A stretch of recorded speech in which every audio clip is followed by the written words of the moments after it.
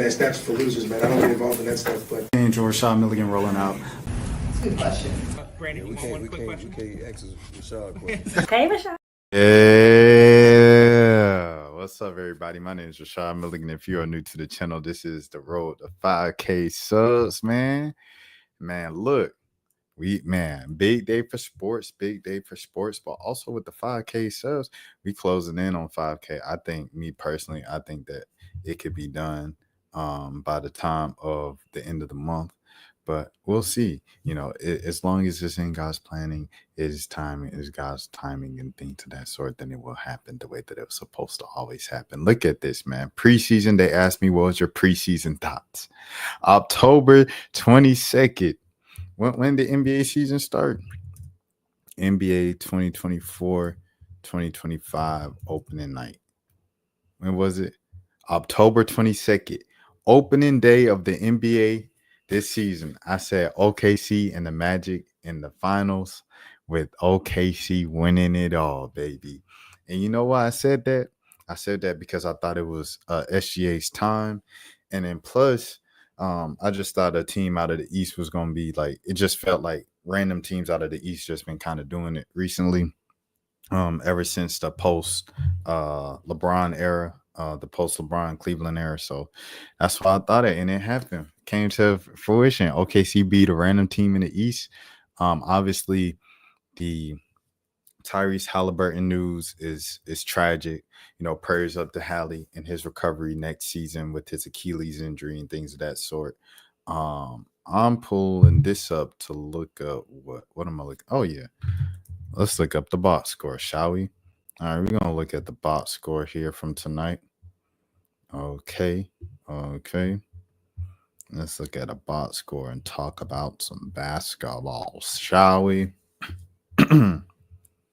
Pascal Siakam placed in the driver's seat. 37 minutes, 13 shots. He made 5 for 16 points, 4 rebounds, 2 assists, a steal, a block, and a turnover, 2 fouls. He did what he could. He did what he could when he got the ball. Shut down a couple times. OKC just played tough defense. They really got back to like the trademark OKC that we saw all season, which was kind of like, it seemed like it went away for a second earlier this series. And so for it to kind of come back to like the ball they've been playing all season long and stuff like that, I thought it just all came like it was a signature OKC win that showed the 2024-2025 Oklahoma City Thunder with like suffocating defense, great help defense. Man, amazing attackers up top with Dort and AC Caruso, and also SGA leading the way on defense as well. Those 3 guys on defense is crazy. And then Wallace can do something sometimes, but I'm not gonna lie to you, TJ McConnell, TJ McConnell, he beat and that run that he had in the third quarter where he had like 9 straight points or whatever. It was 3 consecutive possessions where he just beat Wallace off the first step. And then somebody else came up on him, and then he beat it was Hartenstein. He got Hartenstein on the switch, and then he just beat him on the first step, and it was right to the rim, or stop and pop mid-range jumper. And like that first step was literally how he was doing it, but he just kept beating him off that first step. And I was like, bro, they can't stop it. Like, and it wasn't until Caruso got on him, you know, like one of the best defenders in the league, that it stopped. So, you know, for sure, shouts out to TJ McConnell. He gave the game all he had. 16 points here, 6 rebounds, 3 assists, and yeah, he did what he had to do. Of course, 7 turnovers to 3 assists, but it wasn't about that with him. It was really about that scoring. He was really getting it done, so you have to salute that. Oh snap! Yeah, I'm up. Glow just hit me.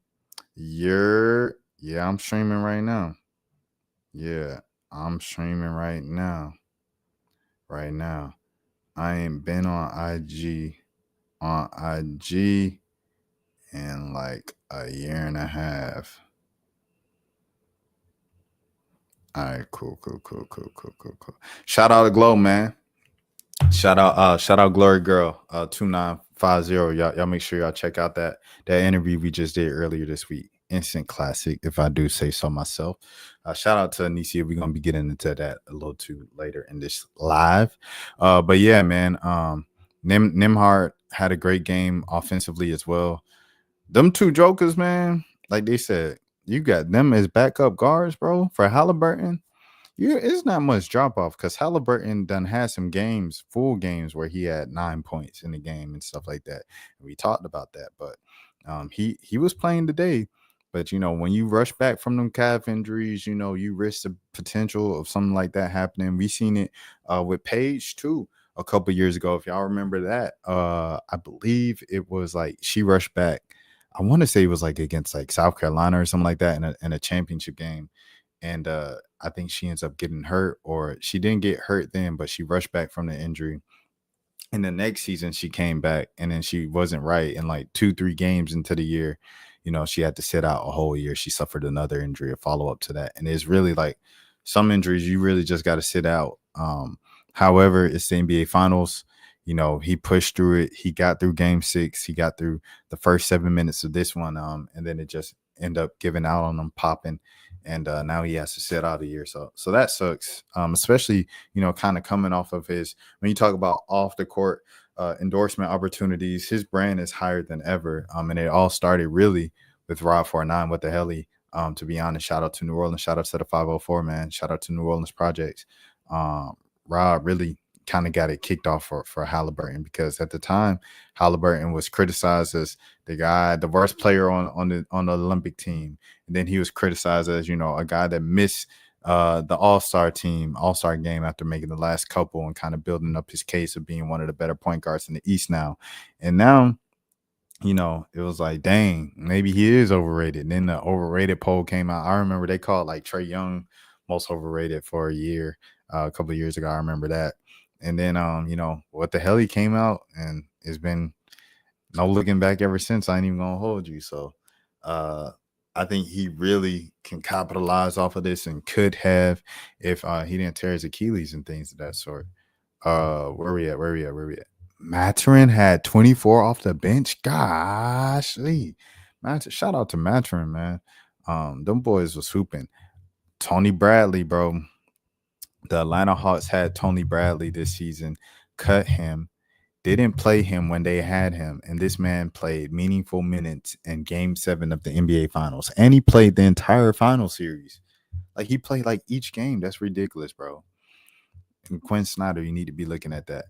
Okay, on the OKC side of things, J-Dub did what he's done at home usually during the series when he had the 40 ball the other night. Now he came back with 20 on 20 shots, a Kobe night, but hey, you take it.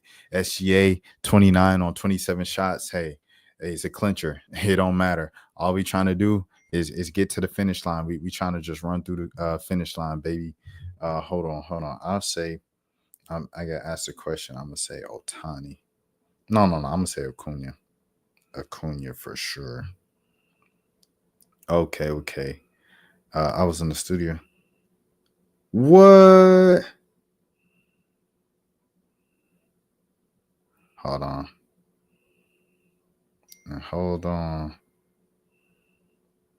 I'm on stream, twin. I'm on stream. Can you wait? Like 45? All right, let me see. Do you have Zelle? Yeah, Zelle.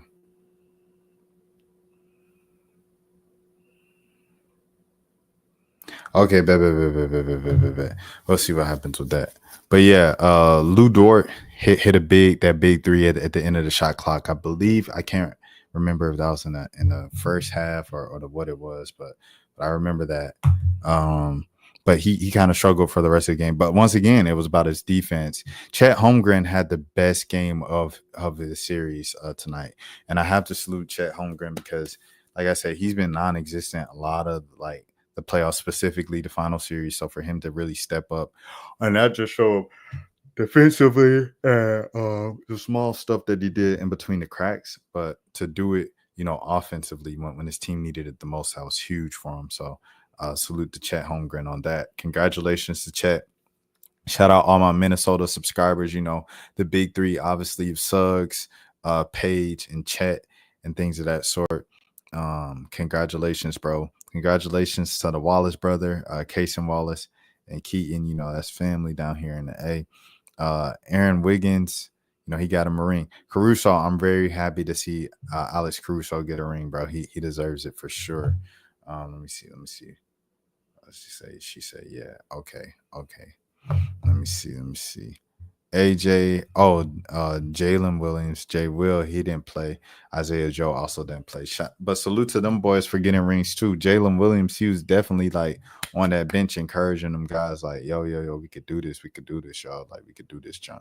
So Hartenstein, shout out Hartenstein as well for winning. She said, nah, not 45. Hold on. Let me see. All right, hold on. I'm gonna do it in stream. Hold on. I'm gonna do it on stream. Y'all give me a second. We got a brief pause real quick. Glow needed sun real quick, so I'll make sure I help out Glow. Feel me? Let me see. Everybody, make sure you subscribe to the channel. This is the road to 5K subs. We got a packed show tonight, things of that sort. But, you know, Glow helped me out this week, so I'm going to show Glow some love, things of that sort. Hold on, twin. Let me see. All right, hold on. Where we at? Oh, I forgot is that it? I don't even know. Okay. Let's see. But yeah, salute to OKC, man, getting it done. It was. I guess I could say this. I should be free at like 12. My brother, I will be talking about something else at that point. But Malik, he might come on stream later tonight. He said he'll be available around 12. I'll probably be around the time that I'm ending everything else. So he might get on stream tonight. You just never know. You never know with these things, you know? All right, let me see. All right. Give me a second. But yeah, great day as well with the thing, with sports in general. Who was it? It was the LSU game. LSU game was pretty entertaining with the Coastal Carolina coach getting ejected in the bottom of the first inning. And I don't know, it was just a entertaining game and things of that sort. Let me see where we at. Can I add this?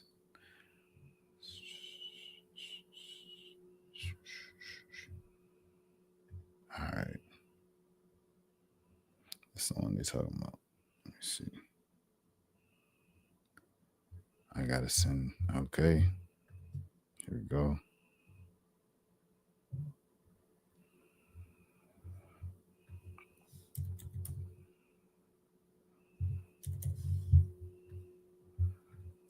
Dang, man. All right. I hope everybody is good. I hope everybody's doing well. I'm sorry for the interruption here, but I'm just taking care of some business real quick on stream, showing some love, things of that sort. Okay. What's the date? 26. All right. And it's about to be gone, man.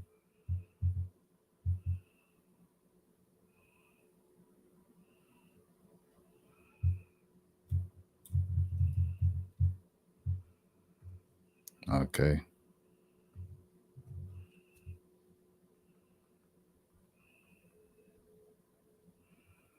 All right, it's gone. All right, let me lock back in. Let me lock back in, man. Okay. So yeah, it was a good day for sports. And yeah, I guess that's really it that I had to say about that. While I'm taking breaks, give me a second. I'm gonna get some water.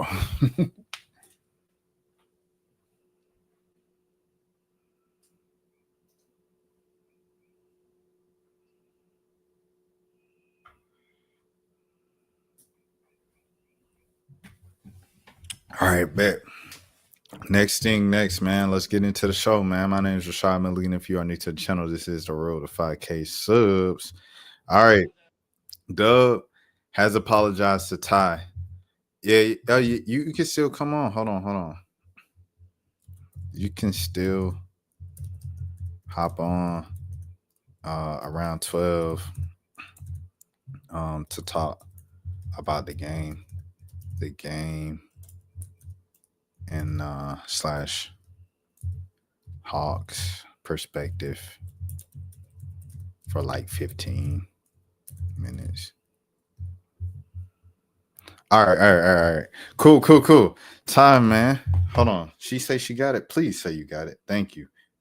Goodness gracious, bro.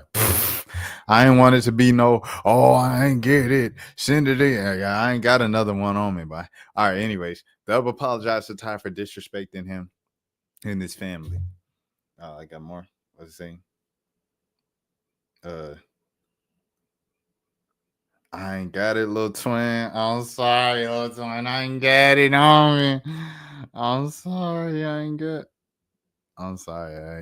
it right now. I ain't got that right now. It's too many steps. I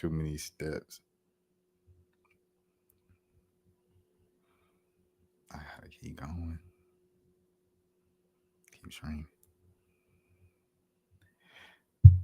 You're gonna have to get the other.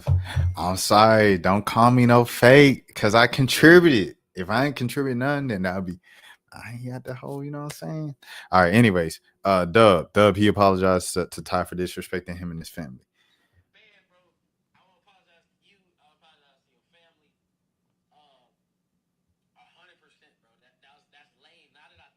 Okay, I'm going back.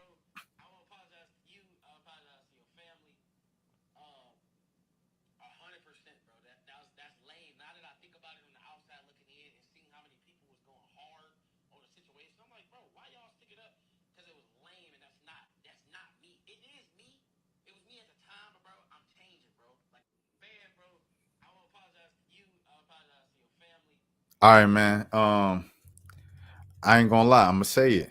That's all I needed, bro. The beef over, like I said, in the headline and the title. The beef is over, bro. The beef is over. I just wanted to see him apologize and respect Ty because they came up together. And it's basic respect for a man that it just wasn't there. And so yeah, man. I want to see if does he have the clip? Ty might have the clip. This car recently, Make sure y'all subscribe. and look how much I was paying for insurance before. Hey, I use this website. 5K subs. I am getting YouTube Red. At 5K subs. So no more ads. You don't have to worry about it. Everything like that. And yeah. When does he call Ty? What point does he call Ty, bro? Is it right here?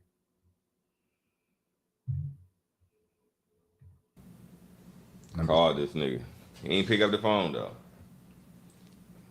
Educate a little bit more. Read. I see you trying to turn over a new leaf, man. I appreciate all the new follows too, by the way. I appreciate all the new follows. Ty got new teeth. Make sure y'all turn on the notifications and shit, man. Make sure y'all. I noticed that from the clip. Shit, my chat like constant net right now, man. My shit like constant net, man. I ain't seen this shit since 2019, man. Oh shit. Yo, Ty is hilarious. Hey, bro. Look, man. If DuB chat, man, you know what I'm saying? If you trolling, I get it. Like if I was beefing with somebody like that, like what you would do, like some real shit, go to the store, buy everything out the store. Just buy everything out the. This nigga DuB just rated me on Twitch, nigga, with 1,125 motherfuckers. Dang, ain't he rating him? Dang. DuB, man, I see you trying to turn over a new leaf and shit, man. I see you trying to turn over a he new really leaf ended the about beef. That's some childish ass shit. But if you trolling, I get it. And because I was like, when beef happens, somebody got to start it, and I'd rather start it than somebody started with me. Yeah. So I'll be like, Yeah. you know. I feel like you invited. It ain't like you started like you seen it cooking. It's like just before anything can happen, you'll just invite the beef. Like fucking because it's like some Pontiac. Like Yeah. I take it. I got my homies. Everybody else's enemies. Like I need to stop thinking about that. I want to be in all these rooms. I want to go to all these content. It's like some Pontiac. Like That man Ty got new. I take it. I got my homies. Everybody else's enemies. Like I need to stop thinking about that. I want to be in all. I ain't never seen. Hey, when a nigga do that, when a nigga Ty acted different. I ain't never seen Ty got that rich money smile. He got that DDG smile. He got that. Hey, and he could close his mouth too. It ain't like he could. He closing his mouth. It look natural, man. Shout out Ty the guy. they say yeah 5 times and they gonna get fucked. it can happen. You'll just invite the beef. Like fucking because it's like some Pontiac. Like I take it. I got my homies. Everybody else's enemies. Like I need to stop thinking about that. I want to be in all these rooms. I want to go to all these content creation things. I want to be a good guy. Hey yo. Yeah, it's gonna be like. Well, I appreciate all the new follows. Where did you get on the phone with him? Breath. Like, I was just gonna call him just to, bro. He been dealing with a lot of hate, bro. It's making him change his ways, bro. Good. Bro. Bullying works. And like I said, me and this nigga ain't talked in a long ass time. Last time we talked was on Discord and we was arguing at each other and trying to make me look like a whole ass nigga. But something on my spirit told me to call this nigga and just pour into his cup a little bit, man. Cause I know that nigga shit like this. Me, regardless, even though like I said, my vibration right here, this is me. This is me for other niggas, bro. This be me for niggas. No advertisement because this shit not good for you. It's me.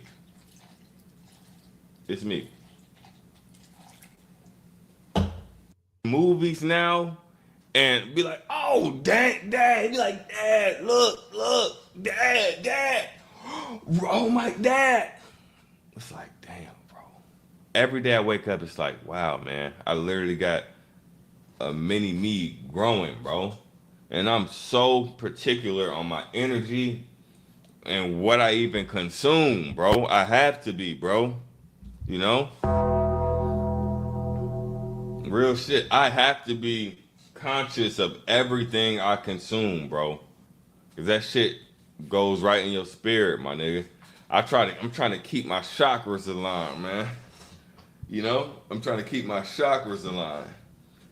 This says DuB speaks on his beef with McQueen and Ty the guy. Right? First off, I don't even know why DuB and McQueen was beefing in the first place.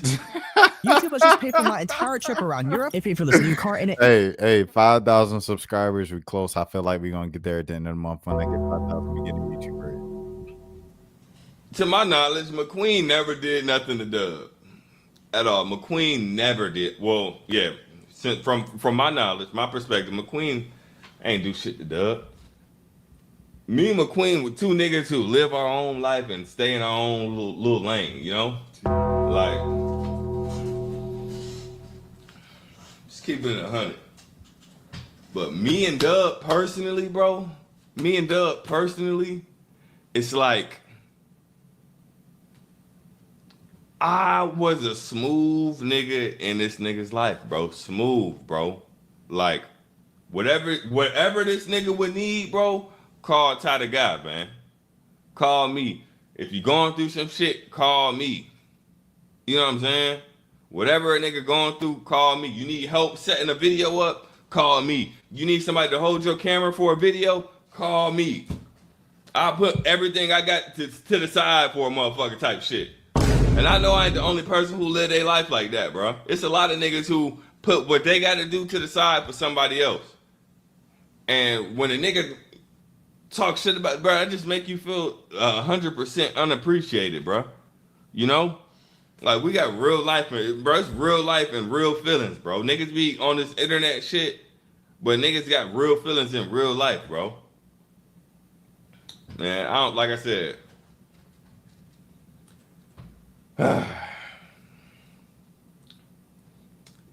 Cass said he wanted to, he started beef over McQueen, wanted to join the creator house. Bro, if niggas was to do a creator house, bro, I feel as if, bro, if niggas did a creator house, it need to be the OG, like it need to be the gang, bro. Point blank, period, bro. It need to be the gang and whoever else, bro. Cause like niggas was undefeated, bro. I ain't gonna lie, bro. Niggas was really undefeated, bro. I ain't gonna lie. He ain't Niggas lying. was undefeated. Everybody got their own personality, their own vibe, all that shit, bro. You know? Like, I don't know, man. I don't know. Like I said, this might drop my vibration, bro. You know? This might drop my vibration because I don't know if it's sincere. Niggas just be doing stuff for the internet, bro. Like, and when you got a personal relationship with somebody, taking it to the internet, bro, just be OD, bro. You know what I'm saying? You know what I'm saying? Real talk.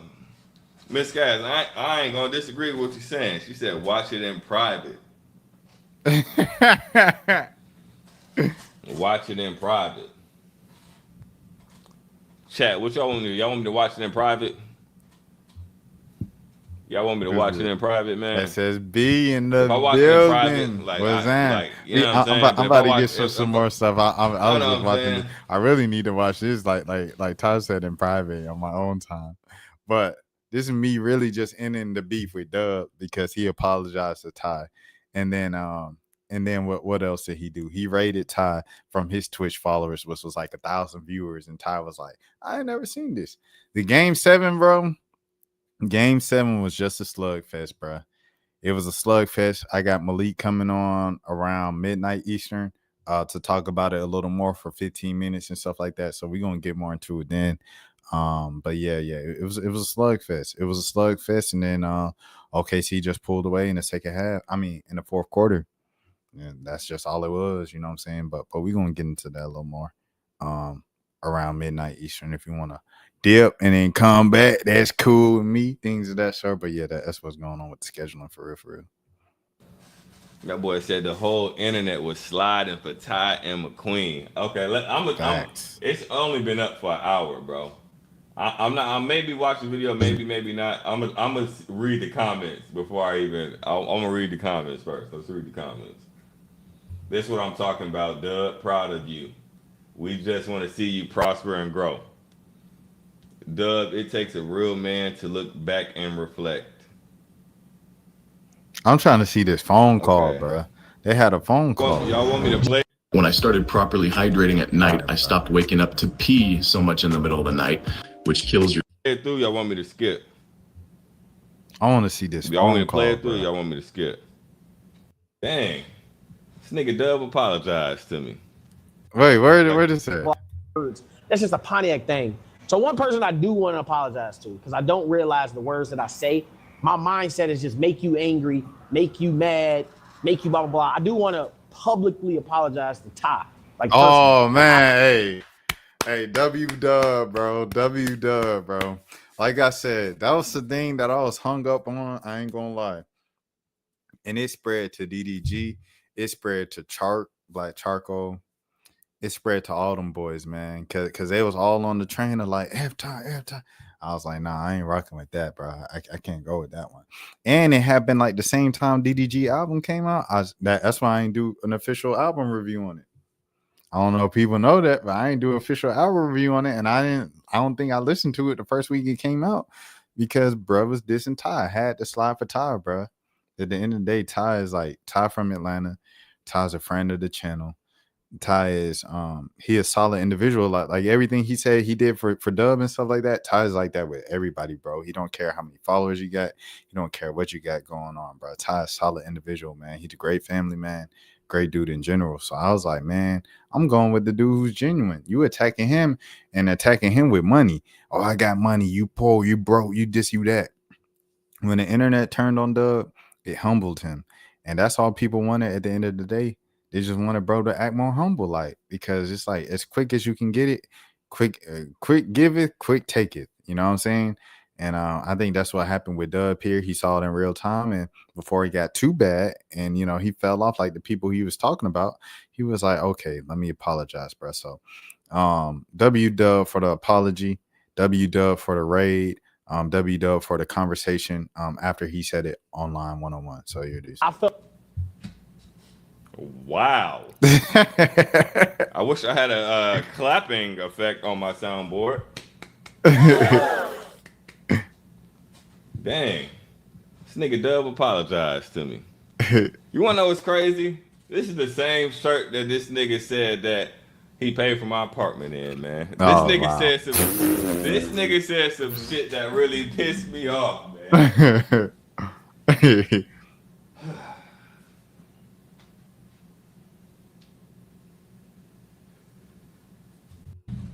I ain't even trying to go down the lane or the memory lane of, all that negativity, man. But dang, this nigga apologized to me, man. I don't know how to feel. I don't know how to feel, man. Oh, I don't know how to. I ain't gonna lie to you. I said all this thing about Ty being real, Ty being genuine. I ain't even tell Ty I was in town for the whole month of June. That's on me. I feel because I called this nigga. I called this nigga today, man.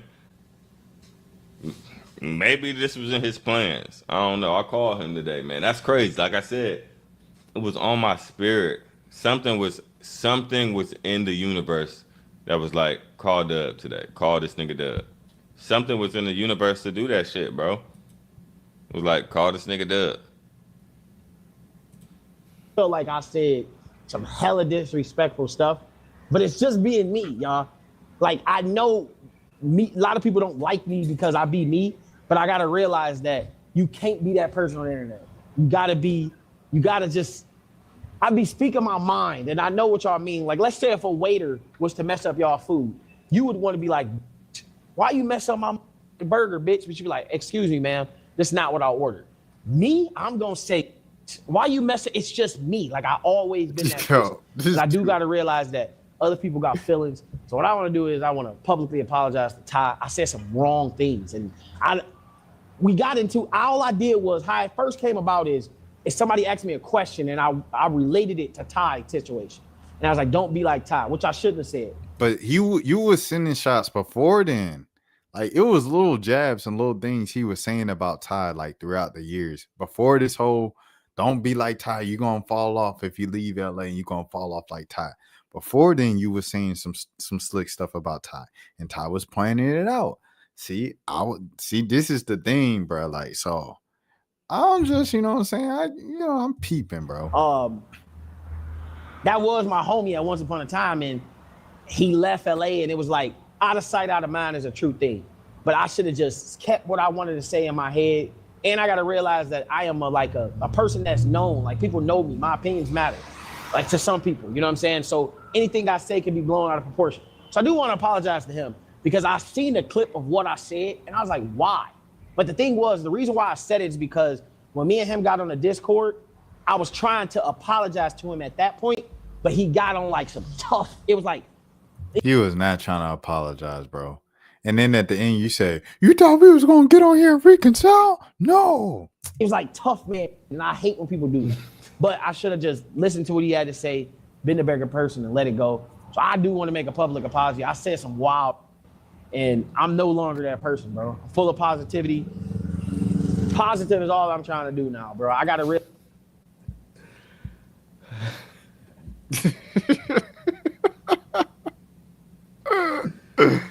Oh, man.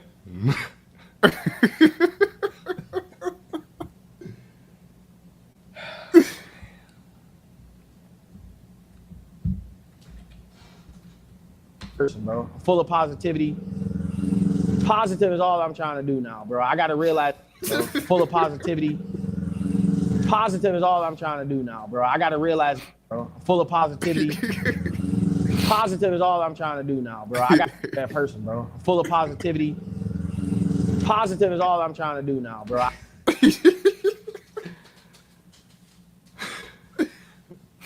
Oh, snap. That person, bro. Full of positivity. You apply to this amazing job. Hey, you wait for a response. Right now, man. When we get 5,000 subs, I will buy YouTube Red. There will be no more advertisements on reactions. Wow. And I'm no longer that person, bro. Full of positivity. Positive is all I'm trying to do now, bro. I got to realize that street life that I used to live into, that hood that I used to do back when I lived in Pontiac. I ain't lived in Pontiac in 7 years. I need to get that out of my head. I'm a person that people look up to. I'm a person. Okay. Damn. He says, wow. I wasn't expecting him to go that route right there. Wow. Living in Pontiac. I ain't lived in Pontiac in 7 years. That hood that I do now, bro. I got to realize that street life that I used to live into, that hood that I used to do back when I lived in Pontiac. I ain't lived in Pontiac in 7 years. I need to get that out of my head. I'm a person that people look up to. I'm a person that people watch. I'm a person that got to be an influence to some people. And I don't want nobody crashing out or doing anything. So I do want to apologize to him. I'll say sorry for what I said about mothering your child. I should have kept it inside. The reason why I think I said those things is because I could say about Chark, and Chark won't take it as disrespect. He'll just listen and then, say whatever you want to say. And he don't stand up for himself like he should. But Ty, being a man, he stand up for himself. And I always like... Yo, the Chark straight is crazy. If somebody hit me once, I want... Damn. Damn. Damn. Hey, yo. Damn. The Chark straight is crazy. Damn. Damn. Damn. Damn.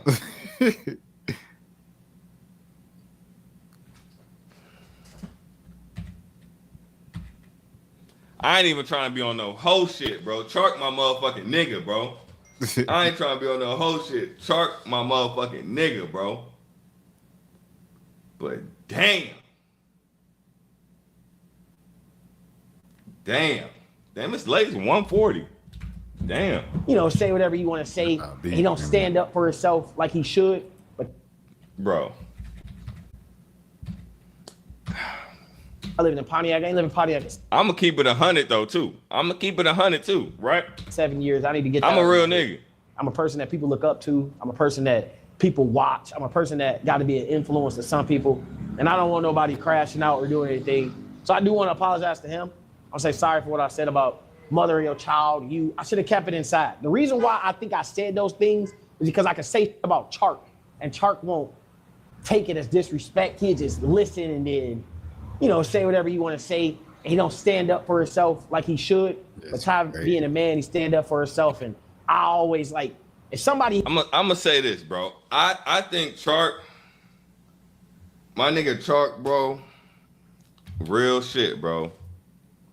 I'm keeping it 100 right here, right? My nigga Chark. 5,000 subs, no more subscribers. I'm getting YouTube bread. For sure. I think, bro, he could stand up for himself a lot. This nigga, he'll stand up for himself in certain situations and shit, bro. But it's like, as a man, bro, like my bar for Chark is up here, bro. Like this is my bar for Chark. Like as a friend, I try to set the bar here for all my friends, bro. And when it comes to being a man and like respect and like, like this, so bro. Oh, you snap. can't let niggas be on it. You can't just let niggas. Snap. Hey, hey, man. I was in the beef, bro. I was in the beef on stream, man. You know what I'm saying? This is perfect. This is perfect. Like I said, it stretched across everybody. It won't just, DuB, it was the whole, DDG chart. I was beefing with all of them. I revealed to the stream the reason why I didn't rate. You know what I'm saying, the joint, the album. Blame the chat. Blame the chat. I didn't review it on my channel, and I didn't listen to it from for the first week, and that was because DDG just said F Ty, and I said I can't go for that. Ty's a good dude, but also I don't know if you noticed, Ty got teeth. He got teeth. Yes, bro. Look, and bit you, bro. Real shit. Hold on. Look, you can't let niggas try to hold you and bit you, bro. You know what I'm saying? That's a whole different thing in itself. Ty got some. As a man, you gotta be able to stand on your own. You gotta be able. Life is already hard, bro. Pour into this cup a little bit, man. I said Ty got. Because I know that nigga shit like this. Me, regardless, even though like I Ty said, fixed his teeth, bro. Oh shoot! Ty got that. He got that money.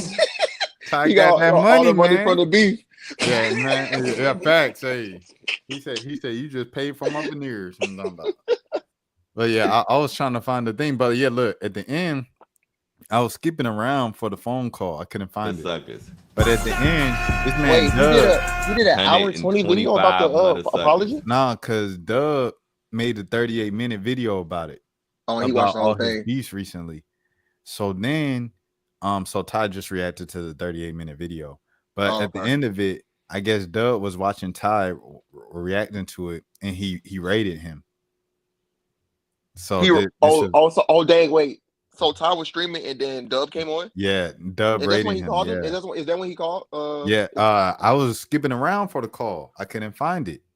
But look, just buy everything out. This nigga DuB just rated me on Twitch, nigga. What 1,125 mother suckers.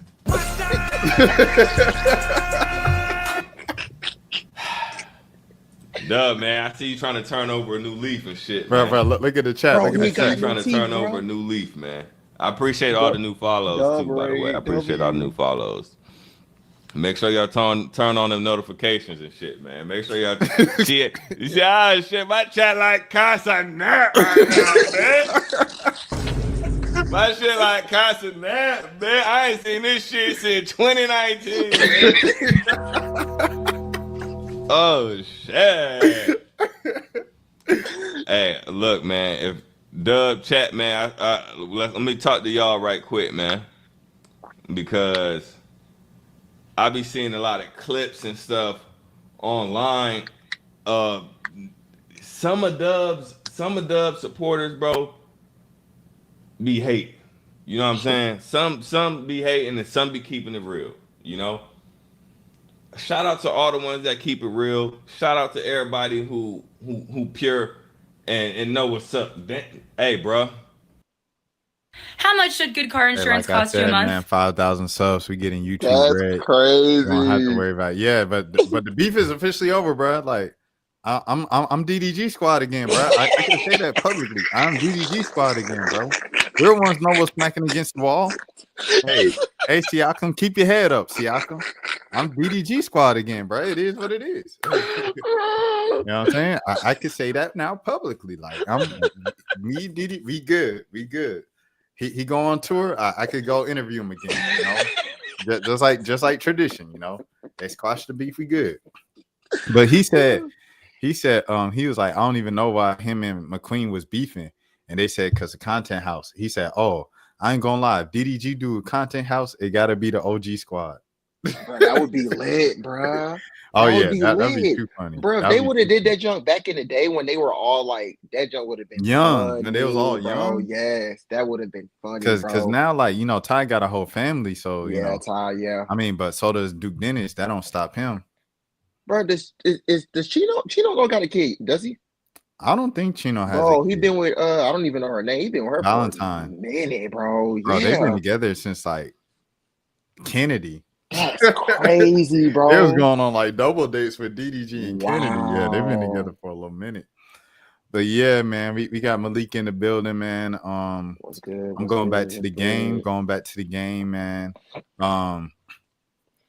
I talked about the game for like a few minutes, and then I had to like something popped up where somebody needed some, so I had to like take a little detour or whatever. And then I was like, oh, and then you were like, I could come on around midnight, and I was like, okay, we'll just circle back then.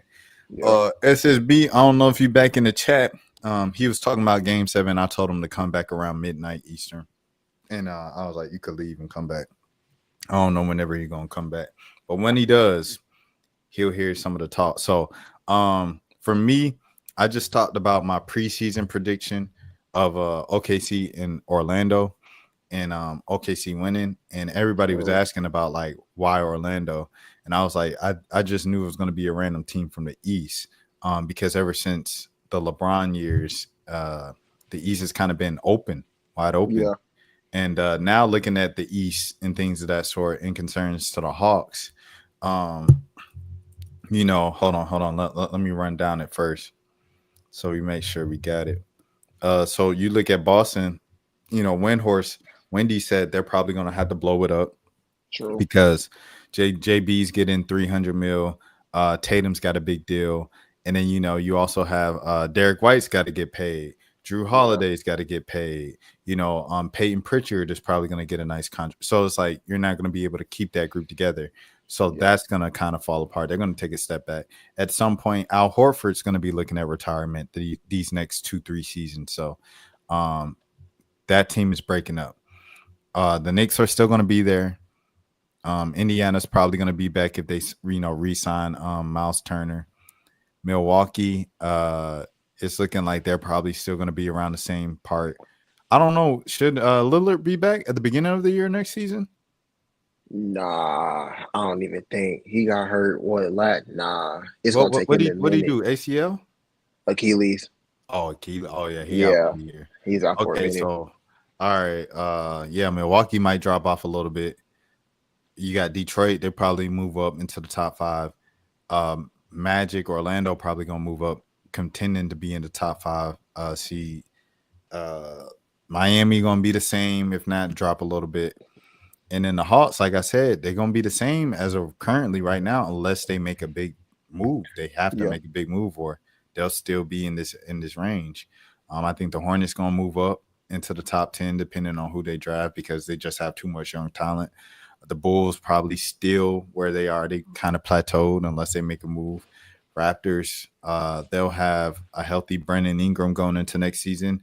They're looking to trade the guys they got from New York. So IQ, Emmanuel, and RJ. They're looking to trade both of those guys this offseason. But if you look at it just as they are right now, you're talking about IQ, RJ, Brandon Ingram, Scotty Barnes, and whoever at the 5. That's a decent starting lineup, man.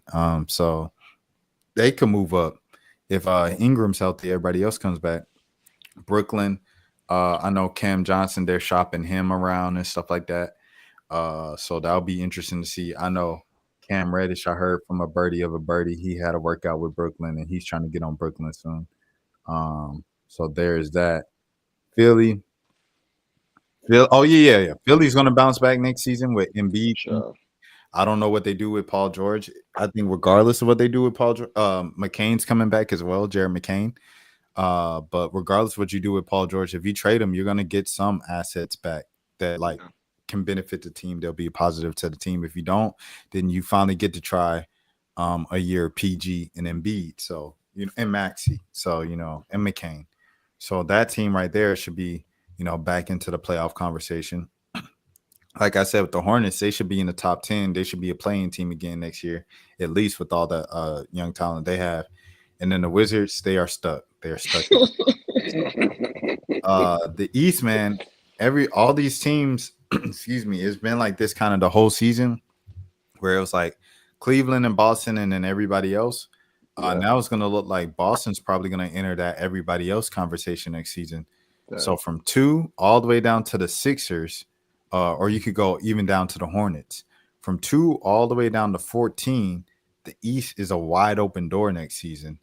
And in order to make that next step to be like the Pacers and get to the finals and, continue your way all the way to Game 7, you're gonna have to make a step. You're gonna have to make a move, bro. So I guess just where did you see this with the Hawks seeing the Pacers run, and if you had any other thoughts on the Thunder and building and constructing the team period and how the Hawks could, I don't know, model some of that.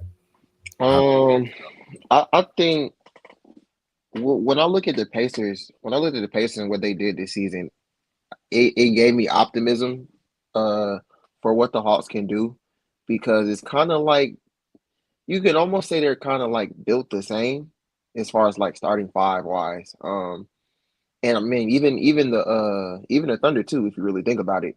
So I mean, it's funny because when the Hawks went to the Eastern Conference Finals in 2021, I thought they were going on that trajectory as like the Thunder back in the day when they had KD, Harden, and Russ, and they lost early in their careers. Like they lost in like the first round. Then next year they lost like second, third round, and then they ended up going to the finals like that next year, whatever like that. I thought it was going to be something like that for the Hawks.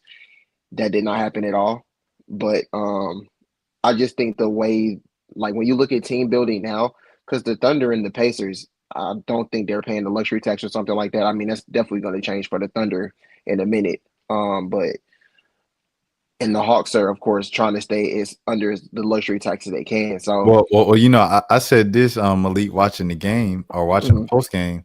This was the first game all season where I seen them do a post game interview, and the whole team went behind Shea. Oh yeah. And when I saw that, I said, "Oh, these folks trying to get paid. They won a championship. They gonna try to. They ain't gonna stay together long." Cause it's crazy, yeah. Cause when Shea did it, I saw like Lou came up, and then it was like, I didn't see Jalen or Chet at all. Like, boys trying to get paid. They were somewhere else. But nah, I mean, yeah, like I said, when I look at the Thunder and the Pacers, like the Hawks can really definitely like build a system or like a team building type of thing, like what they have going on. Because I mean, they have the defender in Dyson. You got Lou Dort. Of course, you got the person that runs the whole engine is Trey, and you got Shea and Tyrese and things like that, and then you got the stretch four that can kind of do everything. Jalen, Siakam, the stretch five. You got Chet, Anycia, Miles Turner. So I mean, it's all kind of similar. So the only thing I feel like they got to just kind of shore up is the bench. Yeah. I go back to what you said last episode or last official Birds and Buckets episode, because it's more like an impromptu thing. But talking about the draft, and I was like, big and then guard, and I was watching, who was it? I was watching Brad and them on Brad's 2000th episode where he brought on KL. Yeah. And he was saying, man, like, I don't know if this draft, the bigs are good enough for you to just be like, you have to go big, you have to go backup guard. Yeah. And then you said the same thing where you can never go wrong with the wing. A lot of mocks had the Hawks taking the kid from Arizona. And I'm just like, bro, no, like no more wings.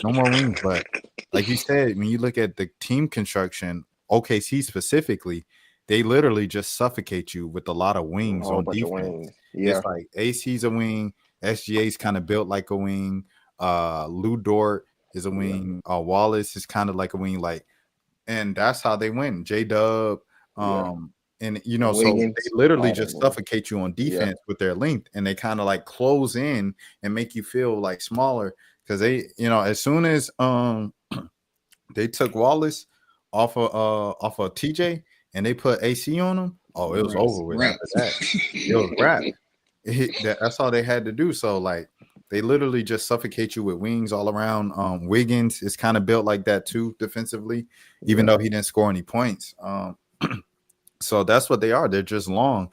You look at the Hawks, the team that went to the Eastern Conference Finals, it was like Trey and then a bunch of just shooters around them, and kind of like length, around them as well. Like Gallo was about 6'10", you know. Yeah. Bogey's about 6'7", 6'8". You know, he's not a lockdown defender, but you know, he can shoot the ball. Like all those guys could shoot. Lou Will could shoot the ball.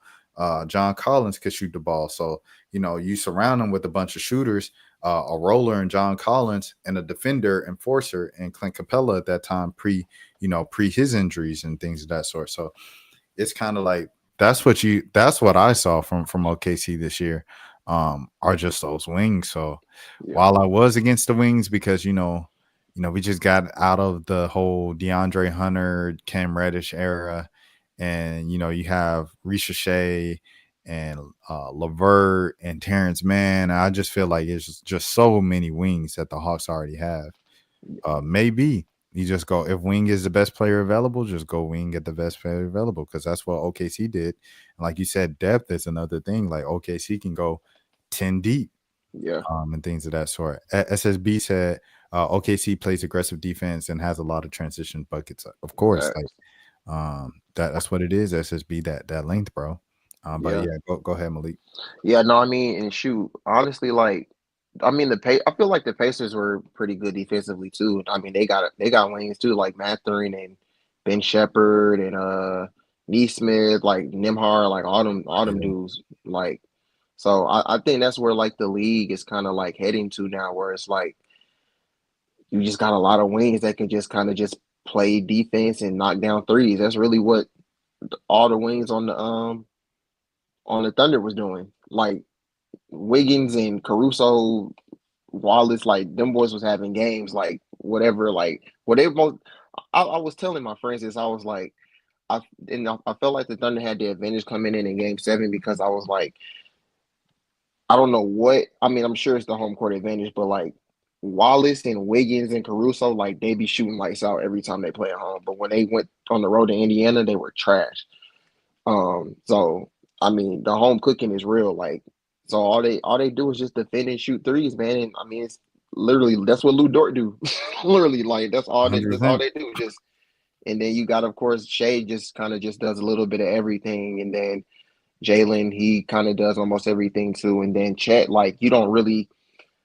I'd be expecting Chet to like drop 20 or something like that, because I'm still holding on to like what he looked like what he was supposed to look like when he was coming into the draft.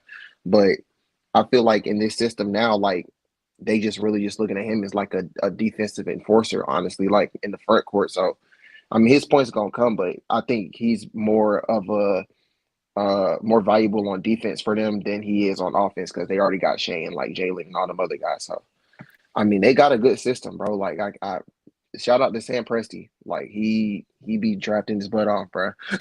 He got to start dunking, bro. Chet got to start dunking, bro. Like he too tall for that. Like shout out to Minnesota. Like I said, like the big three of Page, Suggs, and Chet. They all thriving and things of that sort. Chet got to start. He has to start dunking, bro. Like he's darn near at the rim every single time. Like just dunk. Just dunk. SSB said, I think OKC has a good half-court game, but not a great one. He said once Halliburton went down, it was a huge blow. They lost the pace of the game after that. And OKC usually loses games when they can't control the pace of the game. So he feels like it all kind of goes back to, Halliburton going down. Me personally, I looked at offense, and what TJ McConnell did in the third quarter was pretty much the best you were kind of going to get from Halliburton for real, to be realistically, just like how he was looking post injury and stuff like that this series. Any thoughts on that, of like, I guess Halliburton going down and how it affected things? I mean, shoot, he knocked down 3 threes before he even went down, so I felt like he was gonna have one of them games, honestly. But it just sucks the way everything happened, because it's like his injury reminded me a lot of people were saying that, like, of KD. Like KD had that calf strain in 2018 or 2019 or whatever, and then he played, and then shoot, that's crazy because before he even got hurt, KD was knocking down like spot up threes. Like he had like 12 points, and then as soon as he drove, that's when he got hurt. So it was literally like the same exact way. Like they both went down like the same exact way. And Siakam was in both series. Yeah, and Siakam was in both series. Siakam was in both series. So I don't know. I feel like he definitely would have made a difference if he played. I think TJ is different. TJ is complete. Like he is a main. I think he's a big reason why they even like stayed in that game for as long as they did. Because I feel like at one point they were going to go on a run, and then TJ just started like hitting crazy shots, like some point in the third quarter, and like they kept inching up, but then the Thunder kind of just took it away. But what SSB was saying when he was talking about they're not a great half court, I don't think they're a great half court either. And I think when they get down to like the final minutes of like games, like they kind of did it in this game, the ball was all in Shai's hand. Like there was no ball movement or anything. And I think that's how they lost the first game. I think they lost the first game like that, like down the stretch. I mean, of course, you're going to give it to your best player every time, but you got all these other players on the team. Like Jalen can get off. I mean, run a set or something. Like it don't always got to be ISO Shai. And when he start missing, that's when the other teams start making shots.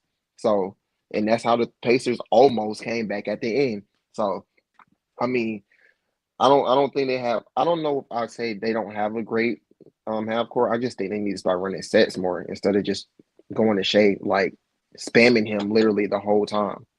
Yeah, no, 100%. OKC's offense is literally their defense, bro. Right. Yeah, no. SSB said, I know Shai had like 30, but he didn't have a great game. 100%. Shai had like 29 on 27 shots. Yeah. So I mean, but it was one of those things of just like run through the tape, bro. Yeah, it was one of those like Kobe has 60 points on 50 shots his last game, bro. Like it's just one of those things. Jalen DuB, he had 20 points on 20 shots, so it was the same thing. But yeah, like to your point, OKC's offense is literally their defense, bro. Like once they get you in a turnover, you know, this running gun, we all the way out there. SSB, he was talking about Carlisle's rotations. He felt like Carlisle's rotations were wrong again. I don't know. I felt like he did what he could with the McConnell minutes, like because it was like, you know, he running around, you know what I'm saying? Like he running around, so you had to sit down. And, you know, when he got back in, they needed some points, and he was the only one scoring on a consistent basis. You know, Siakam tried to be a little more aggressive in the fourth quarter, but it was just kind of almost a case of too little, too late. But he was trying, and it's also like, you know, as a four, if a best player on your team is a four, you know, the four kind of depends on the guards to get him the ball. You know, and get him the ball in positions where he could score and things of that stuff. SSB said when it's a 4-point game, you have to put Siakam back in there. He was saying McConnell was getting those layups is good to keep yourself in the game, but it's not good enough for the team in general. He plays a very ISO heavy game, and the ball stops when in his hands. Shooters cool off. I don't know them jokers. I didn't know Buddy had Benedict had Mathurin. I didn't know he had like 24 points. I didn't know that. He was I mean he was still scoring like towards the end of the game where it was kind of like over, but he had a little run where he was like just getting to the rim and like he was getting fouled. Like I think he went to the line like 3 times in a row, like some point in the fourth. Yeah. But I do think Carlisle messed up where SSB's talking about when it's like a 4, like it was like I think the second run the Thunder went on in the third quarter, and like they had maybe went up 6 or something, and they kept like extending the lead, and Siakam was still on the bench, and I hadn't noticed that he was still on the bench until one of my friends text the group chat, and he was like, Siakam worse, like why Siakam not in the game? And I was like, dang, I forgot all about him, like because I was just worried about McConnell on the floor. So I do think he should have put him in the game a little bit sooner. But I think that's the only gripe I kind of had with him about the rotations. Other than that, but I mean, other than that, I think he got, like you said, I think he got the best out of everybody. Man, how you feel about like I said, I've been pointing it out all series long, especially after KL pointed it out on locked in Hawks. Tony Bradley, man. Yeah. You know, this entire pre-draft process and entire offseason pod, we've been talking about Hawks need to backup center, Hawks need to backup center, Hawks need to backup center. And you had Tony Bradley right there on the roster. Quinn doesn't play him, and then you cut him, and he goes to Indiana. And not only does he play, he plays every single game of the finals, including Game 7. Yeah. And he didn't play no Game 7 like the final 5 minutes. He played Game 7 like in the first half, and in the second quarter. And he played good minutes too. He brought good minutes. He had a nice drive to the basket. I believe he went to the right here it has a he. Oh no, he went to the free throw line. He got his 2 points. Yeah, he got a foul call. Good poise, good defense, and things of that sort. Let me see if he got a block. He didn't get a block. But yeah, I mean, he did his thing, bro. He held it down, and you would see like, oh man, I'd be good if the Hawks had something like that, but gave it away. Yeah. So now you gotta hope that the kid from Duke A falls and B is not Mo Bamba. So, I mean, I don't know, man. Like, hey, as long as they still got Mo, I still got a lot of hope in Mo. I think Mo. Who knows? Like, I just think with Mo, like, you can't send him back to the G League after how he played at the end of last season. Like, he got to tighten up his offensive game. I feel like defense and rebounding is there, but offensively, like, he be losing the ball, he be falling down. Like, bro, he gotta. But Siakam was the same way, so I feel like he's following the Siakam path. Siakam definitely better, but yeah, SSB said low-key Bradley had a better impact than Turner. Turner disappointed me. Yeah, Turner was really bad, bro. I'm not gonna lie. He was really bad, but I'm glad that like Hawks fans saw this on a big stage on ABC, so they wouldn't be like, "You have to get Turner." You have literally. What, last week, 2 weeks ago? Man, when that report came out that the Hawks were interested, boy, they was ready to give up on Yeka. I said, "Do y'all want to see what this man been doing?" Yeka ain't 7 foot. Turner is, and he shoot threes. But it's crazy because Brad was like the funny. No, it was either Brad or Grant. Grant Shirley. I think it was Grant Shirley. He was like, I mean, quiet as kept. Like, Onyeka's a better rebounder than Miles Turner. Like, I mean, speaking of rebounding, bro, you saw Angel Reese get about 20 of them things today. Bro, I looked up. Was it the fourth? It had to be the fourth quarter. I looked up. I said, bro, she got 18 rebounds. Yeah, man. I don't miss both the Angel games. Are they coming back to Atlanta? Or that was it? That might be it because that was their second time. Yeah, that was 2, bro. Yeah, I didn't see her at all. I didn't see her at all last year. Yeah. Okay. Yeah. I wasn't covering them when she came the first time, and then she was hurt the second time, like towards the end. Yeah. She was hurt the second game. That was the Big Mama game. Lotto showed up. With scientists. Yeah. SSB said the end of the game was very weird. It was pretty anticlimactic. It was really that was just SSB. That was just OKC running down the clock. Yeah. OKC running down the clock, trying to ensure themselves a championship, trying not to choke it away because Indiana, they were the best team all postseason and, you know, dictating the clock and stretching the game out. Those first couple series, I don't remember who they played in the first round. Bucks. Oh, yeah. So Milwaukee and the Cleveland series, bro, like those last 2 minutes felt like 30 minutes. Literally. They stretched it out. And, you know, you wonder how they came back from 13, 12 points down with 2 minutes left. Carlisle literally stretched the game out, bro. It was pretty good, pretty masterful, to be honest. Yeah, man, I missed a game today because of the World Series, bro. And that's why I didn't go on Friday either because I didn't know the going of the World Series. Yes, salute to LSU for winning. Hopefully they don't call me in to cover a parade or anything. But yeah, man, shout out to LSU, bro.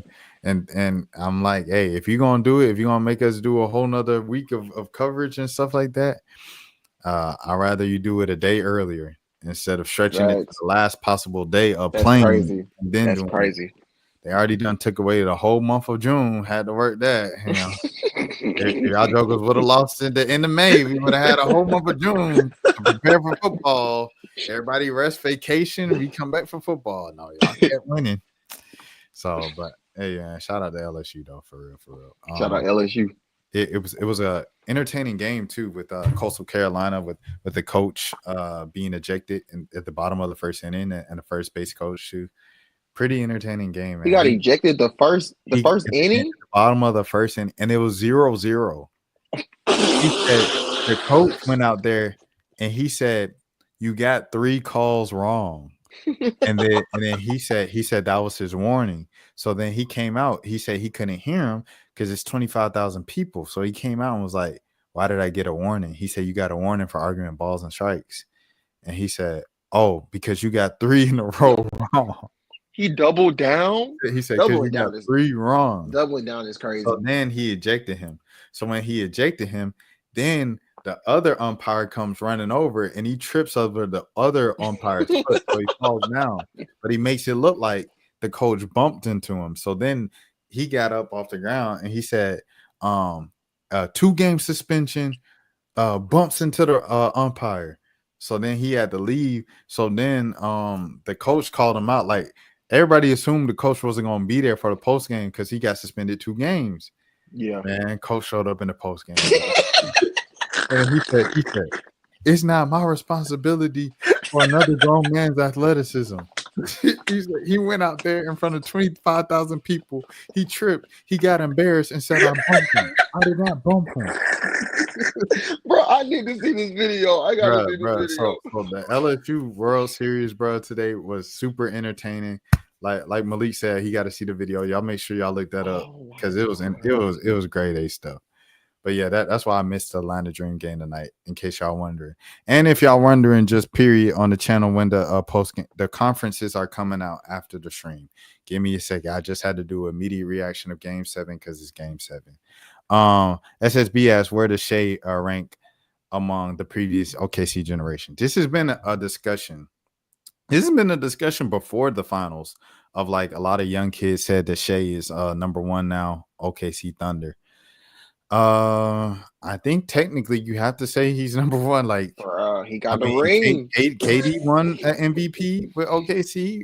Westbrook won an MVP with OKC, but none of them won the championship. And he did it without, like, it's like Jalen Williams. Okay, yeah, J-Dub. Salute to J-Dub. Salute to Chet. I mean, shout out to the guy. Like, they had a very solid team. They're very deep, but they aren't like Harden and Westbrook. Like, you know, so I think off the ring alone, like, and that's why I always wonder, like, is ring culture like toxic, or like is it just getting overwhelming? Because it's like we instantly putting this man Shea over KD, but like KD is like one of the best scorers we've ever seen in the game. Like, but the fact that he don't got a ring, it's like we just gonna put Shea over him. Like, but Shea got the credentials too. Shea got an MVP. I mean, he's still quite young in his career. I mean, I'm still gonna put him over him because he got the ring. But it's like, dang, like, is ring culture like bad as people think? Like, is it as bad as people say it is? I don't know. SSB say KD was a better player and a better talent, but Shea is number 2 for me. See, I respect that. I respect it. so he still got SGA number 2. Yeah. So he still got KD number 1. So he got Westbrook 3. And I'm not mad. I'm not mad at that. I'm putting Shea number 1, bro. I still feel like I just got like, it just is what it is, and there ain't no like toxic ring culture. Like, at the end of the day, we have to look at it like this: what has been the discussion of the whole 2020s with basketball on the male side? The U.S., the game has gone to the international people. Sure. And it's like we looking for the next face of basketball after LeBron James, and it's like the NBA don't want to make it an international player. They trying to make it. They tried to force they tried to force Zion. Yeah. And unfortunately, because of the stuff like off the court, them jokers, couldn't take it. Yeah. So it's like, really, the 3 best players have been the big 3 has been Jokic, Giannis, and SGA. And this win tonight solidified all 3 of the big the international 3 getting one. They all got one now. Yeah. So it's like that's true. You could say ring culture, but for this generation, it don't really connect because the big 3 got one. Yeah. So that's the standard. The big 3 got one. That's real. you know, and then you look at now next is now Luka, Ant, Trey, Jalen Brunson. You know, now is on them. You know, which one of those? Every single one of those guys ain't gonna get a ring. You know, Yeah. and then we gonna have this conversation at the end of their careers, like same thing, kind of like with Damian Lillard. I think if Dame stayed in Portland, and he would have been a legend. I mean, he's still a legend because he stayed longer than he should have. But you know, I don't know. It would have been something. I said this in another video, and someone commented Reggie Miller made the finals, but he didn't win. Like, I think you guys missing the point. He didn't win. Yeah, no, that's not like that. That's what we talking about. We talking about people who won. Dominique Wilkins, he didn't win, but like he's still considered one of the best. Alex English, you can go down the list. Charles Barkley is like at the top of the list. AI's in there, so you know. I mean, it just is what it is. Like, this generation is going to have an AI, though. This generation is going to have a Charles Barkley, not per se at the position, but, you know, just in terms of they're not going to get one. Yeah. But the big three got one of the generation. Right. So you have to still hold rings as the standard because everybody got one now. True. SSB said, I'll say this. KD is probably higher on the NBA legacy list, but Shai is the bigger OKC legend. Agreed. I'll take that. Yeah, I got KD top 15 all time, and then SGA is number 1 OKC. It's kind of like if you said like Dominique. Like Dominique might be top 50 or whatever, but he number 1 in Hawks. Yeah, and, for sure. Trey's currently on his way to being, you know, kind of passing Dominique, but Trey's got to earn it. It ain't going to be handed down to him, you know what I'm saying? Here's a question for you while on this topic. Atlanta. So currently, Angel McCoughtry is the queen of Atlanta basketball. If this team this year, because they're pretty good, if they win, is Alicia Gray the queen of Atlanta basketball? Is it, you know, like, what is it? Is BG? Nah, it's not gonna be BG. Yeah. I mean, but like she was kind of the difference though. BG comes over, brings championship pedigree, and they win the championship. I mean, the way it's looking right now, if the way it's looking right now, it'd probably be Alicia. It Leash, probably might be. Leash It might be Leash. Leash becoming the queen of Atlanta basketball over Angel McCoughtry. Angel McCoughtry gave blood, sweat, and tears for years. It don't matter because she didn't. She didn't even win a game in the finals. She done went to the final 3-4 times. They just ain't win one. If Alicia Gray comes over here as a Georgia gal, Georgia gal, that's tough though. Because Leash been here 3 seasons? Yeah. She darn near like an Atlanta Dream. How long was Angel with the Dream? Angel had to be with the Dream, like, dang. I think she got drafted like 2009. And she was probably with the Dream through like 17? 18, maybe 18. Because she was hurt those last couple of years. Bro, that's tough. I can't lie. That's Angel McCoughtry was here during Nikki Collin. You're right. You're so right. Yeah.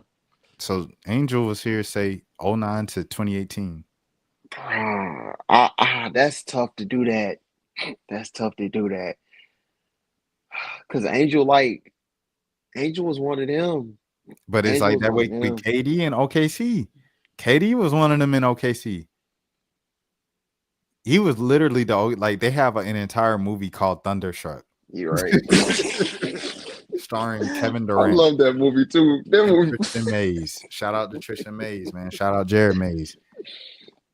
Dang. Leash will really be number 1? She got the ring? Yeah. It should be. And honestly, but you know, we ain't. I don't think we're gonna do that. I'm gonna clip this, by the way, since it's like very 30 minutes into a discussion about Game 7. I'm gonna clip this, so you know what I'm saying, people will see it. Shout out to the day, by the way. Shout out to the day, man. That's tough. AKA you and me. Yeah, I cracked down on who it was. I cracked down on who it was. So it was you and me. It's you and me, bro.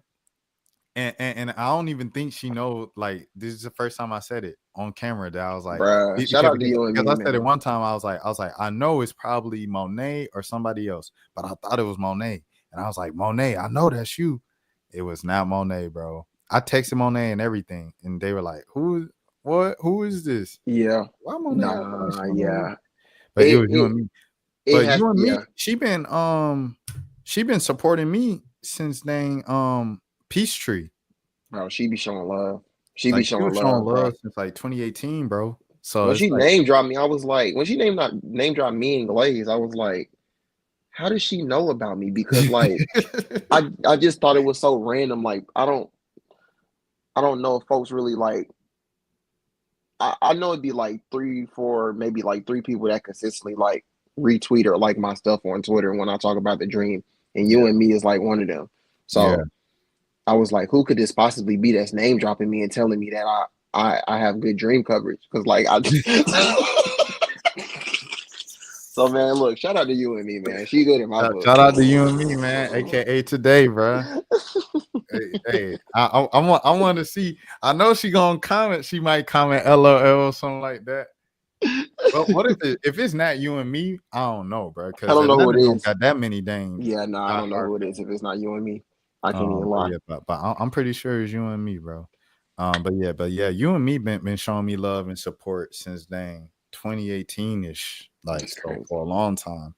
So it's like this whole new wave of her hating me because of the Ryan Howard thing. Like that's different. Like that's new. Like I'm like, dang, she done moved on from me to Malik.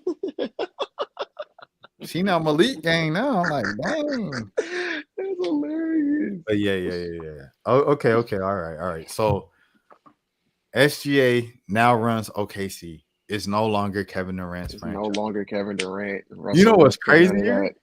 Because it was Kevin Durant's franchise, but like them years after when Russell was by himself, just getting triple doubles every night, and like he like will run to the corner before the game and bro, yes. It low key became Russell Westbrook's franchise, bro. Especially when he was beefing with KD for however them 2 years. Yeah. And he was like, loyalty, don't switch up. And he was barking at KD, bro, that first game. Because like KD was like, he won't return my texts, he won't pick up my calls. And then that first game, like they got into it, like he fouled him, and he was like, it was low key Russell Westbrook's franchise, bro. Man. Shout out Serge Ibaka, shout out Nick Collison. They definitely both had their times as the guy in OKC for sure. I definitely give them that. They definitely had their times. Man. Yeah. Yeah, it's SGA franchise. Because that's what I'm saying. SGA only been there. What, 5 years? Yeah, he been. I think the bubble. He got drafted in 18, right? He got drafted same. He get drafted with Trey. He got drafted with Trey. Yeah, 2018. And then they went to the playoffs in the bubble, right? Nah, yeah. But that was his first year lost though. To the Rockets because he was with the Clippers, bro. Oh yeah. I forgot about that. You right? He got traded. He was actually drafted by the Hornets.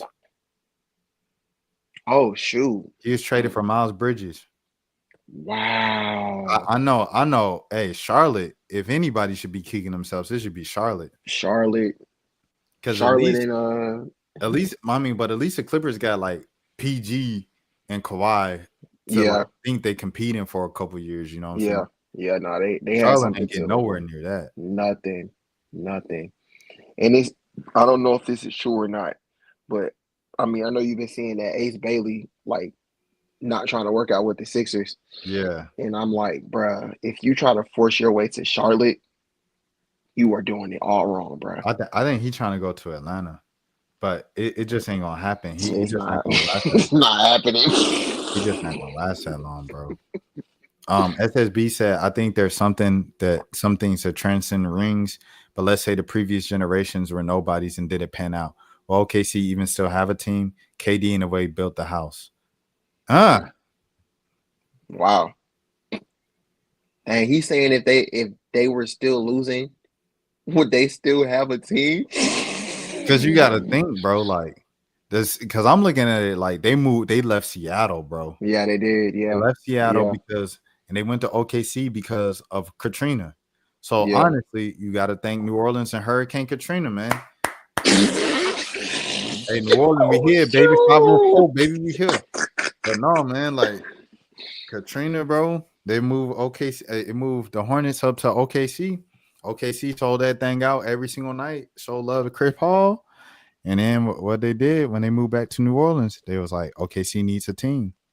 FSB wants us to look at the 2018 draft. I know the 2018 draft like off the top of my head. I could do it right now, bro. Here we go. Number 1, Phoenix Suns, DeAndre Ayton. Number 2, Sacramento Kings, Marvin Bagley Jr. Number 3, Atlanta Hawks, Luka Doncic. Number 4, Memphis Grizzlies, Jaren Jackson Jr. Number 5, Dallas Mavericks, Trae Young. Number 6, Orlando Magic, Mo Bamba. Number 7, I don't know after that. Cleveland? Is it Cleveland? Number 7 was Cleveland. No, Colin was number 8 to Cleveland. I think. Dang, I want to say he was number 8, but he might be number 7. All right. Hold on. We'll pull it up. Yeah, unless you want to take a guess, but before we pull it up, 7. If it's not Cleveland, no. I'm tripping. Yeah, go ahead, look it up. I can't think. All right, here we go. Because I honestly don't know. I don't know 7, 8, 9, 10. Honestly, now. Here we go, man. All right, so Ayton, Bagley. Oh, the Wendell, third. Luka, Jaren, Trae, Mo Bamba. Yeah, so it's number 7 was Wendell. Yeah, Wendell. Yeah. Shout out to Olivia Nelson-Ododa, man. Man, this man, what? He went Olivia Nelson-Ododa back to back. Angel Reese back to back. A real ATL hoop legend. Shout out Pace Academy. Shout out Wendell. Should I say this on? I don't think I should be saying this. I already said the thing about Cam Reddish is he trying to get on with Brooklyn. So I'll just say this, and I won't clip it up. I won't make it a big deal. So hopefully SSB don't clip it up. Like, Colin Sexton wants to come to the Hawks. I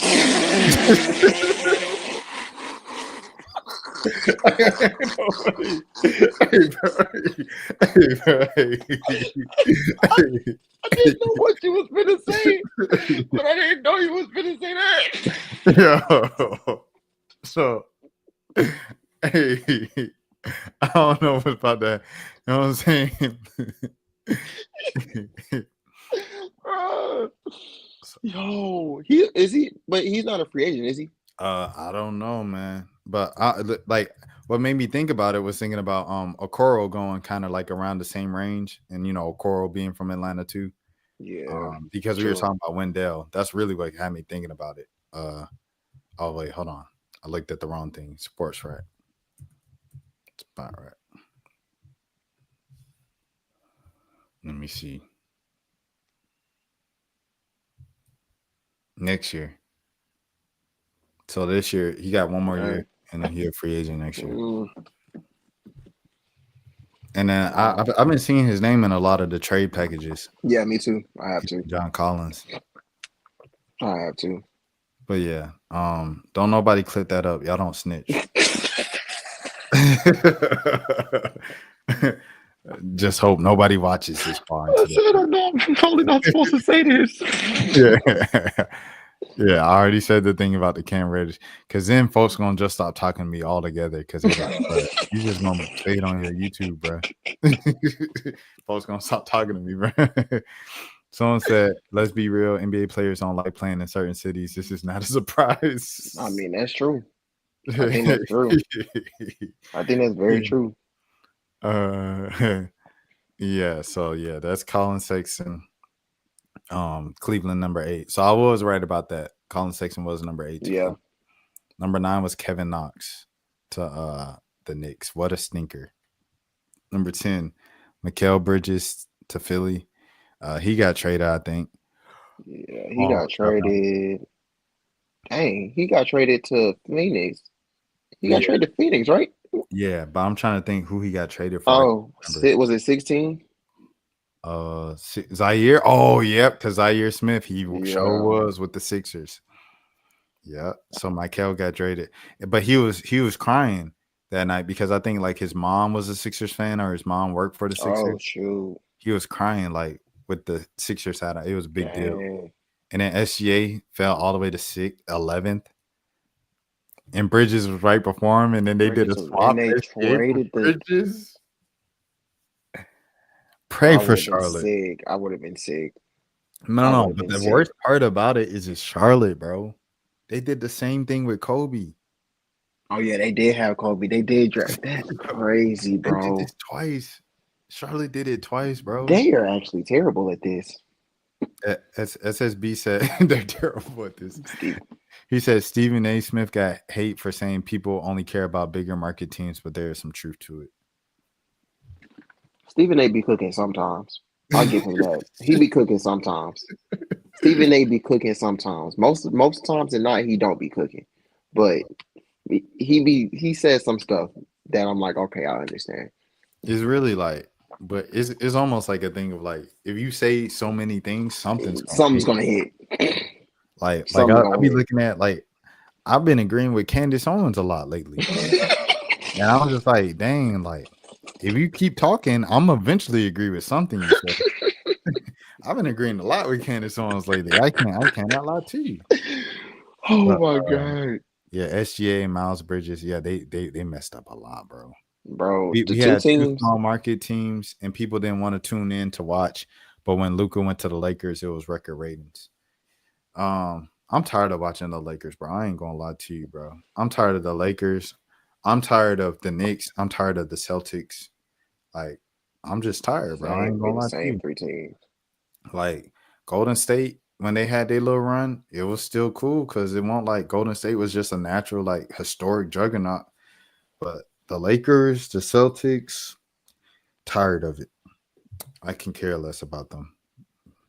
Because they give about 20, 30 national televised games, no matter if they good or bad. Good or bad, yeah. They when I remember when people was like with the Lakers, it was like, if you wasn't here for this, you don't deserve to be. And it was like D'Angelo Russell, Kendall Marshall, Marshall, Julius Randle, and Robert Sarr.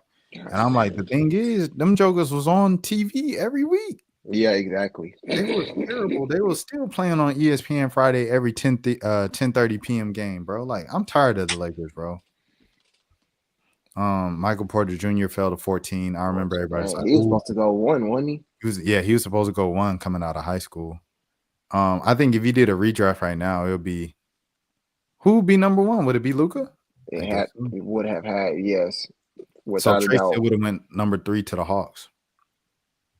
Who you think? Oh, you think A1 went second? SGA. Oh, damn, I forgot about SGA. Yeah. Dang. Yeah, Luka's definitely going first, then SGA, then Trey. Yeah. So Trey still would have went to the Hawks in an alternative universe. Jaren would have still went to Memphis, I think, if I'm not mistaken. Yeah. 5. Yikes. He said yikes. Mikal probably, bro. Yeah, Mikal. 6.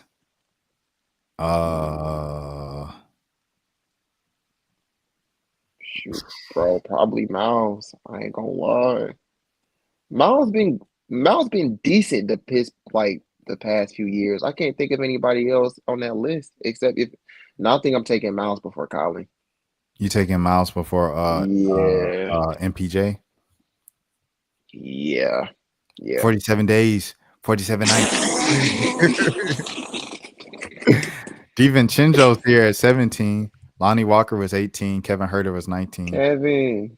Okogie was 20. Oh, dang. Anthony was in this draft too? Yeah. Anthony. Oh, Wagner, bro. We tripping. That's Mo. Bro, Mo Wagner would go number 5 to you think so? I mean, he would go number 6 to Orlando. Mo? I don't know if I'm putting Mo 6, bro. You not put him over who? Like Miles Bridges? Salute to Miles Bridges, but Mo Wagner is better than Miles Bridges. He's an all-star. No. This is no. You think about Franz. Moses' brother. I'm tweaking. Hold on, let me see. Mo Wagner. Hold on, let me see. Oh yeah, I was definitely tweaked out. Yeah, Moses' brother. Fran's the one that's the all-star. Oh yeah, this definitely what I was thinking about. I don't even know when he got drafted. That's a crazy thing. Dang, when he get drafted? When did Franz get drafted? 2021. 2021. Oh, he a baby. Dang. Okay, all right. Never mind then. Amari Spellman was the last pick of the first round.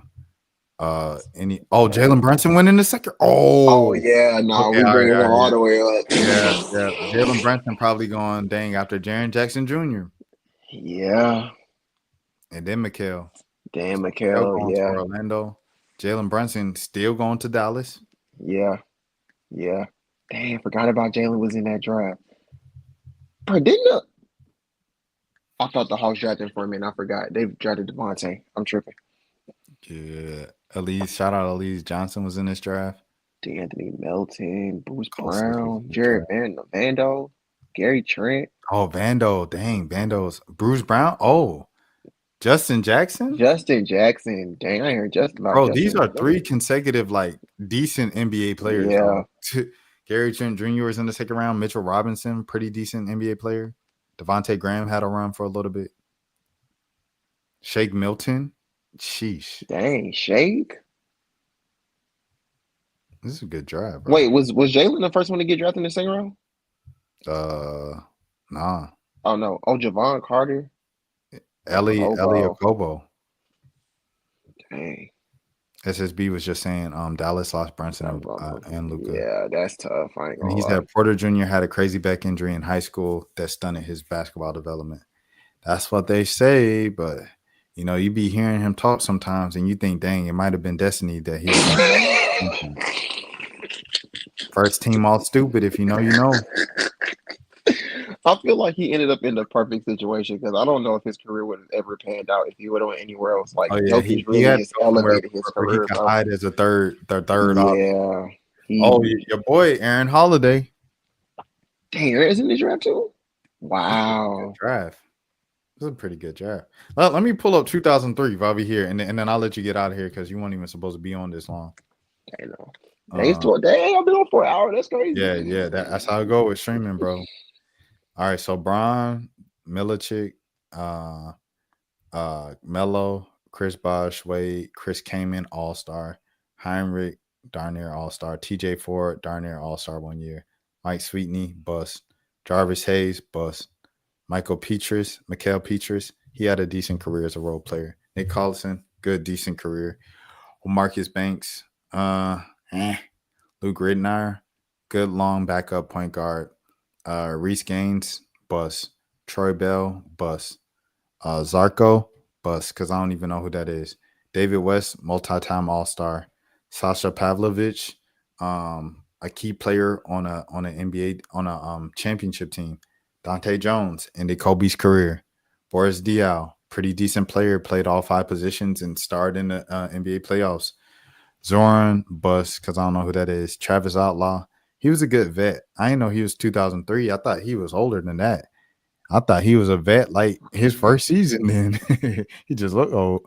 Brian Cook, decent player. Carlos Delfino, if you know, you know, back in them days. New bus. I don't even know how to pronounce your name, my brother. Kendrick Perk. We know what Perk did.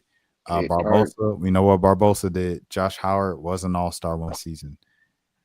Pretty good draft, bro. Bro, I only know about maybe 10 names on that list. I'm trying to tell you, bro. Josh Howard was an all-star. TJ Ford was darn near an all-star. Heinrich was darn near an all-star. Chris Kaman was actually an all-star. And then, these were Hall of Famers. The craziest thing to me looking at this list right now is LeBron is the only player on this list still playing. About 10 names on this list are like coaches or like in a front office or something like that or like doing TV. LeBron is different, bro. SSB said Josh Howard was one of the more athletic players in NBA history. He was smoking weed, bro, and it was back in the day when smoking weed was like bad. And it was like Ricky Williams era smoking weed. Like he made the All-Star team, they found out he was smoking weed, and then like David Stern just phased him out. It was like, dang, what happened to him? And then is that like, Willie Green? Yeah, that's the coach, Willie Green. Yeah. What? Yeah, Willie Green, Luke Walton, Kyle Korver is in this draft. All-Star. Luke got drafted the same time as LeBron, and he ended up coaching LeBron for one season. Mo's coaching Jackson State. Shout out Jackson State. Wow. Zaza Pachulia. This is a really good draft, bro. This is a really good draft. Because everybody always says this was the best draft of all time, 2003. And before that, it was 95 or 96. The draft that Iverson won. That was another good draft. But Luke Walton, Jason Capono, a great 3-point shooter for a long time. Steve Blake, a great backup point guard for a very long time. Keith Bogans, a very decent NBA vet for a long time. James Jones lasted a low minute in the league. Well, SSB said Stern phased out a lot of guys with talent those days. 100%. He put in that call for Josh Howard, bro. Josh Howard made an All-Star game. They found out who was smoking weed, and then it was like, dang, what happened to him? That's exactly what happened. That's crazy. BC 1996 NBA draft. I think this might have been the one that people were. Yep, this was Iverson number 1, Marcus Camby number 2, Sharif Abdul-Rahim, All-Star, Stephon Marbury, All-Star, Ray Allen, Hall of Famer, Antoine Walker, All-Star, Lorenzen White, pretty good NBA starting center, Kerry Kittles, NBA starter, Samaki Walker, pretty decent career, Eric Dampier, decent career, long career, Todd Fuller, decent career, Vitali, I do not know who this is, Kobe Bryant, that guy turned out to be pretty good, Pedro Stojakovic, All-Star, Steve Nash, MVP, Tony Delk, pretty good player, Jermaine O'Neal, All-Star, John Wallace, don't know who that is, Walter McCarty, don't know who that is, Big Z, All-Star, Dante Jones, I don't know who this Dante Jones is, Roy Rogers, don't know who that is, Derek Fisher, pretty good career, don't know who this is, Jerome Williams, I remember him. I think this might have been Junkyard Dog, Jerome Williams. Not sure. SSB, if you know, let me know.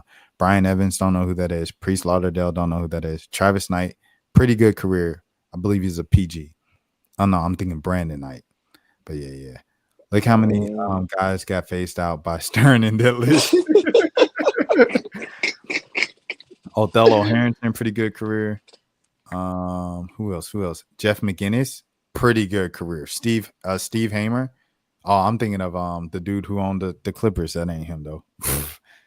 Malik Rose. I heard Malik Rose. Front office dude, used to work for the Hawks front office. Joe Vogel, Marcus Brown, Mark Pope. Pretty thin second round compared to 2003 and 2018. So right now, would you say 2018 is better than 2003? They ain't got no LeBron. Like Luka's the closest. There's no LeBron on here. Luka the closest, but I feel like they got a lot more like. And maybe it's just because I know a lot more people on this list. Because they're younger. Yeah, I just feel like maybe this is. I mean, Jalen Brunson was second round. Yeah. Jalen Brunson was second round. I think I said Jalen Brown. I'm tripping. That's bro. Kyle Korver better than Herter. Shout out Kevin Herter, Red Velvet though. Shout out Red Velvet. Crazy. Kyle Korver is better than him. Okay, we got Jalen Brunson. Shoot, Jalen Brunson versus who? TJ Ford. Jalen Brunson is better than TJ Ford. Boris Diaw play all 5 positions. Yeah. I don't know if there's been a player like that since like Magic Johnson. Oh, Landry Shamet. Shout out Landry Shamet. Oh yeah, Shamet's on there. Yeah, bro. Robert Williams. So SSB was talking about MJ's draft. I think that was like what 83. That was the draft before 96. They were talking about. I think it was like 83, if I'm not mistaken. He says Wild Card is the best draft of all time. Two good stars and how many Olsen players stayed in the league. Ralph Sampson. No, I was off. Dang, I was off. I thought so. Oh, I thought I had it. Jesus, TJ Ford was good for like 2 seasons and then got phased out. 84. It was 84. I'm tweaking. How do I not know that? That's basic stuff. All right. Akeem Olajuwon, number 1. Sam Bowie, number 2. Hold on. I was trying to close this advertisement. Michael Jordan, Sam Perkins, Charles Barkley, Kevin Willis, John Stockton. So you got in this draft, you got, dang, look at this. Only 24 picks because it was only 24 teams. Dang. It's crazy. So in this draft, you got Chuck, Michael Jordan, Olajuwon. So that's 3 guys. Stockton's on there too, ain't he? So you got 4 guys in the first round.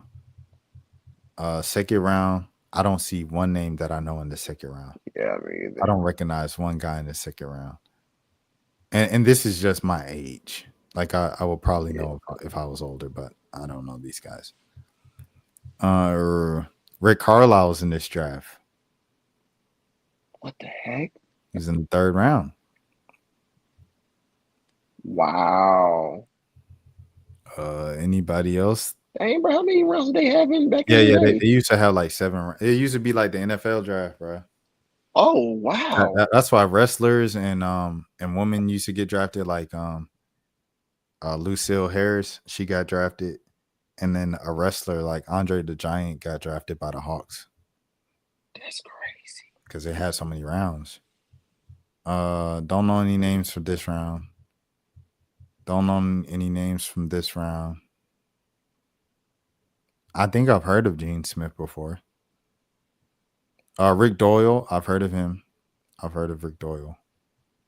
I don't know any of them folks. Matt Daughtery. I know that name.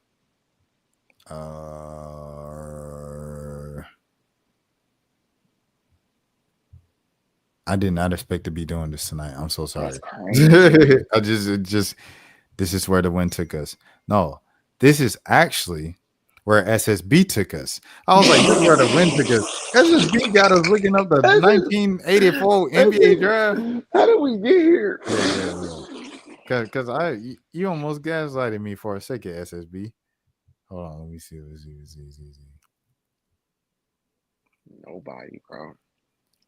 He said, this is just like baseball. Russell Wilson was drafted while playing quarterback. 100%. Oh, yeah, he was. I remember that. A lot of those guys were role players and aren't important in the grand scheme of things, but they were good players. Okay, for sure. All right. Going back to it, I got 2003 over 1984. But that's just me being young. I'm not even going. I would say the same thing. I would say the same exact thing. Yeah. I have. Okay, what year is this? This 2003? Oh no, this 96. Low key 96 might be better than 2003, bro. 96 tough. 96 might be better than 2003, bro. Cause they got Nash, Kobe, 2 MVPs. Iverson, 3. That's 3. Marbury, Ray Allen, a Hall of Famer. All 3 got how many MVPs? Just Bron, right? Bron. Did Wade didn't win one, did he? Wade ain't. Did Wade win one? Nah, Wade ain't win one. Nah. Wade ain't win one. So it's only 1 MVP on that list. Nah, ain't no way just one. They just got one? They got 1 MVP, bro. Oh, man. 2003 low-key trash. I ain't gonna lie. 2003, y'all low-key trash, boy. But what the top? Well, they ain't not even. Well, Melo don't got a ring. I mean, what? Bron, Bosh, and Wade. And they got it together. They got it together. Okay, 03 low-key trash, bro. I ain't gonna lie to you. Perk got one. Perk got one. Did Dante Jones get one with when he was on Cleveland? Was he on Cleveland one day? He might have been. I can't remember. No, I remember because he was on the Hawks and then he went. Yeah, he was on Hawks. Yeah. Oh, Zaza got one from Golden State. Oh yeah, from Golden State. Yeah. Mo Williams. No, James Jones got one. No, Mo Williams was on the 16 team. Yeah, Mo he Williams was. Yeah. Kyle Korver does not have one. He just missed the team, bro. He went Dang, was that the year he? No. That wasn't the year. I'm tripping. Jermaine O'Neal could have won MVP, but he got phased out by starting at the Fellas at the Fellas. But yeah, all right. MVPs in 2018. SGA. That's it. Dang, 2018 low key some trash. Hey, until Luka get an MVP, y'all some trash too. Dang, and only one of them. Wait, no. SGA got one now. Michael Porter got one. Oh yeah, ring. That's it right now.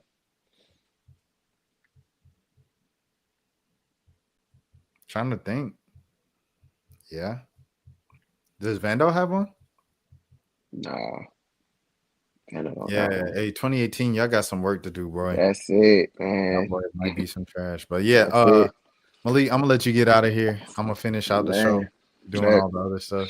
I appreciate you for stopping by. It's 1 a.m., dog. That's crazy. Malik was supposed to be on for like 15 minutes to talk about Game 7 and talk about the Hawks, and then he was gonna come back right before the draft, and we was gonna talk about the draft. But he gave me a full episode. So Malik, I appreciate you, bro. Anything else y'all, before you get out of here? I do have one last thing. I'm sad we didn't get into it, but I'm gonna just say it and I'm gonna leave. I think KD going to Houston was terrible. I think it was the worst. I think it was the worst move that he could have did at this point in his career. Yeah, that's all I'm gonna say on that. We can get into it next time we do the pod. That's it. All right, so Tuesday night. Yeah, Tuesday. Yeah. Oh, wait, hold on. We gotta look at the WNBA schedule first. Oh dang, Dream play Tuesday. Dream play Dallas. See, I know how it goes. Usually when you like, they play tomorrow. Oh, they on the road though. Dang, I need to see. Okay, so the next home game is on Friday. Yeah, they play with Minnesota, right? Oh, when they say tomorrow, do they mean Tuesday? Because it's Tuesday, technically Monday. Yeah. Okay. All right. I need to apply for Minnesota, and that will be my last game, and then I'm out. Dang, when you leave? Next month. The start of they got another home game on Sunday. Oh, they got another. Oh, okay. New York. They got one. Oh, dang, they play New York on the 29th. Yeah. Dang, they got Minnesota and New York back to back. Yeah, Minnesota on Friday, New York on Sunday. Dang. So I guess New York would be my last game, and then I'm out. Wow. Yeah. Wait, let me see this. Yeah, on the road, Chicago. Dang. I'm trying to see if I can see Angel on the road. Yeah, dang, they done. I think she done coming here. Dang. Hey, Angel, you know what it is. Oh, wait, hold on. I wasn't even sharing the screen. I thought I was. Because it had the thing of like you were sharing the screen. Hold on. Let me pull it back up. Let me pull it back up so you can see it. Because that's why when you were asking, I was like, dang, he don't see it. He didn't see it.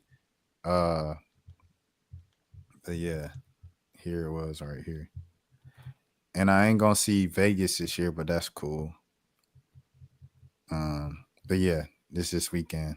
Oh yeah, Lynx, Liberty. I gotta go put my name in for it before it's too late. Oh yeah. But yeah, those will be my last 2 games in person.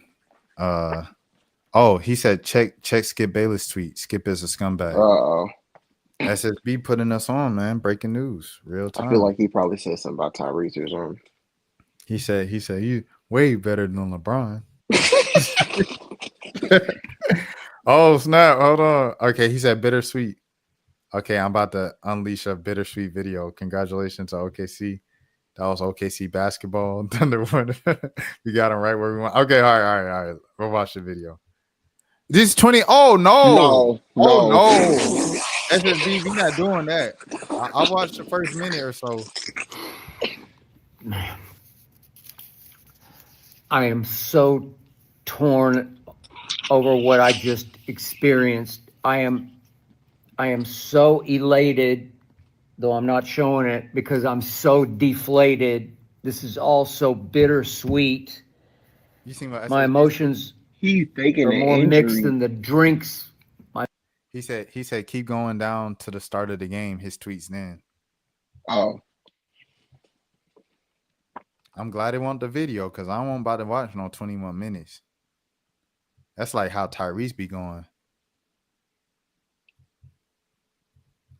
Is this it? Oh no, go to the Oh wow. Oh, there it is. Man, Halliburton looks so hurt. That calf must be killing him. He's just limping up and down the court, isn't he? And then he said, the Pacers brilliantly took the big game pressure off of Halliburton, who routinely no-shows by planting the injury excuse that the media swallows whole. Bro, mind you, that was at 5:19. The game ain't even started yet, had it? He said, okay, now Halliburton looks hurt.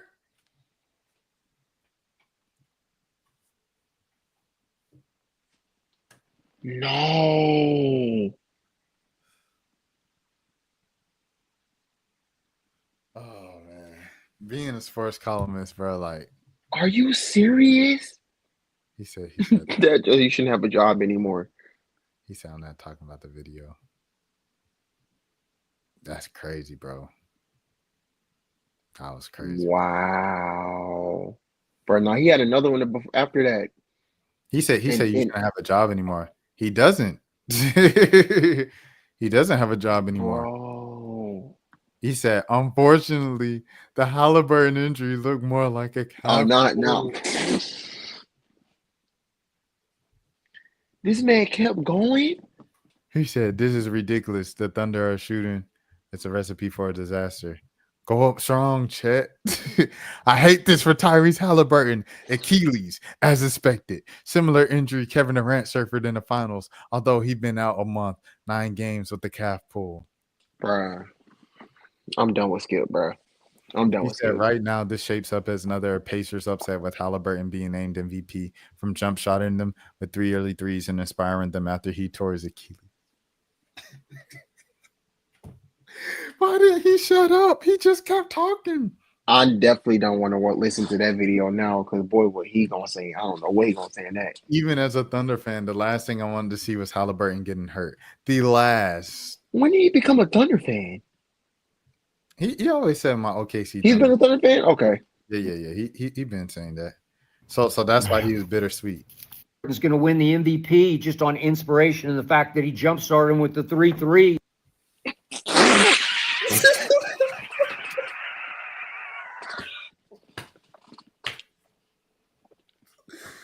All right, Skip, bro. I'm out, man. All right, Malik. Get your rest, bro. Y'all peace. Oh, man. no. Peace out. As his B said, he's a Spurs fan. He's lying. He is a Spurs fan. He used to say my San Antonio, bro. I don't know who he's a fan of. I know he's a Cowboys fan. Cowboys fan. That's it. That's it. Wait, hold on. Let me go on YouTube real quick before you get out of here. Real quick. Let me see. Skip Bayless, Spurs.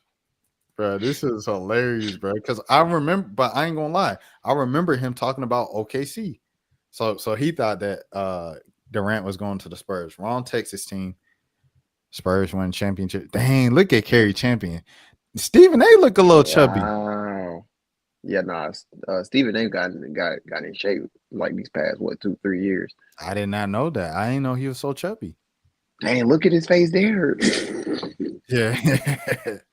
He looked like he just ate. That's 2012. Bro, look at this hairline, bro. This is ridiculous, dog. Oh my God. That hairline is ridiculous, dog. Bro. It's crazy because I feel like it's gotten better. Yeah. From this. Like, this is ridiculous, dude. Like, it's literally like this.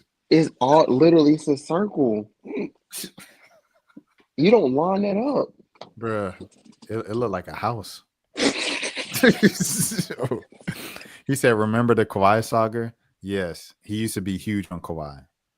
But I ain't gonna lie, I remember Skip low-key being an OKC dude.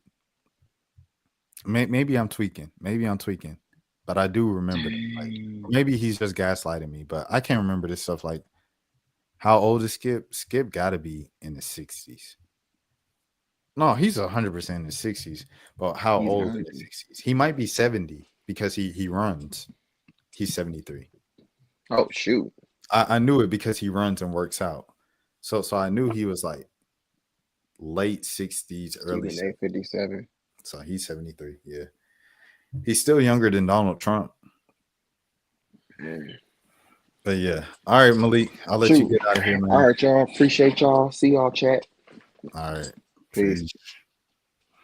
All right, W Malik. All right, SSB, we getting on from basketball. I know people love basketball, things of that sort. It's kind of my thing, if you didn't know. Going back to the little social media stuff. All right, so this one was crazy to me. I just seen Anycia post a bunch of stuff on social media, and it was like, she was like, yeah, forget Sauce Walka, forget Azealia Banks. And I was like, what? What does Azealia Banks say? So apparently Azealia Banks responded to the whole N-word catastrophe. She said, no, everyone in the world can say and do what they want, and black people really have no reason to be upset and about it as offensive while we run around calling each other such an ugly word because we can't expand our vocabulary. If people wanted to let it go, we have to do so first. African people do not use that word. And then Anycia said, brother on my arm, no brother on your arm. I don't care what you're talking about, mama. Go find yourself. Yikes. Going after Azealia Banks is crazy because Azealia Banks crazy, bro. Azealia Banks, she crazy. Great artist, but she crazy. Azealia, don't come after me. I know that'll give me some clout, but like, you know what I'm saying? Don't come after me. I don't know if I could deal with that. Then you want to try to put a spell on me because I know you be doing that. The people you be beefing with in the industry. Don't do that to me. Yeah, this is the one. She was dancing to the song. She was like, I don't care what y'all say. Y'all can't say the N-word. Girl, I'm looking good. Oh, this one got music too. But she's in V12. She's been in V12 a lot lately. That's Quavo's restaurant and lounge in Atlanta. BP downtown, right across the street from the Varsity. If you guys want to go, make sure you support Quavo and his business and things of that sort. And listen to the new song. Bad want me to put her up. Doom, doom, doom. Bad want me to put her up. Put her rollie up. Go and put your rollie up. Doom, doom, doom. But Anycia's standing on business, bro. She tripling down on business. I'm muted. Bad want me to put her up. Put your rollie in the sky, gonna put it up. Dun, dun, dun, dun. It's hard, bro. They need to film a video for this one. I like this joint better than I like it. I think they should promote it more. So go ahead and push it more. I like the song, Anycia. I hope it does well. I hope it does just as well as Back Outside. And Never Need does better than what it's doing right now. So salute to Anycia. What else? Azealia Banks. Is there another one from Azealia Banks? Okay, I already reacted to that tweet. Is there anything else with this saga? No, it's just like salute to Anycia for standing on all 10. B. Simone says she's broke now. If you guys remember, the last thing with V. Simone on the channel was her best friend saying, like, I was broke, you were rich, giving back money to people, and I had to watch you give back money to people while I was broke. So anyways, here's the video, B. Simone. And yeah. Just my finances. Like, the budgeting, you see how I am nitpicking every little thing. I've never been like that. We were in Bloomingdale's yesterday. I'm like, we have to go to H&M. Yeah. Like I notice it in me.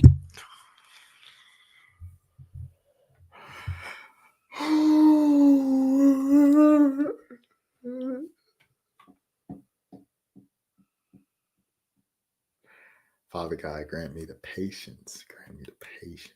Oh Lord. Oh my goodness, bro.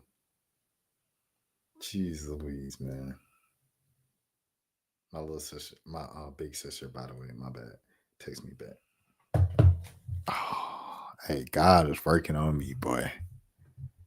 Oh my goodness, man. Oh my goodness. This reminds me of the Fetty Wap story from DJ Academics. Academics was like, Fetty Wap told him the moment he knew he fell off was when he didn't make $100,000 in a week, or it might have been in a day. Let me see. Let me see if I can pull it up. Fetty Wap knew he fell off.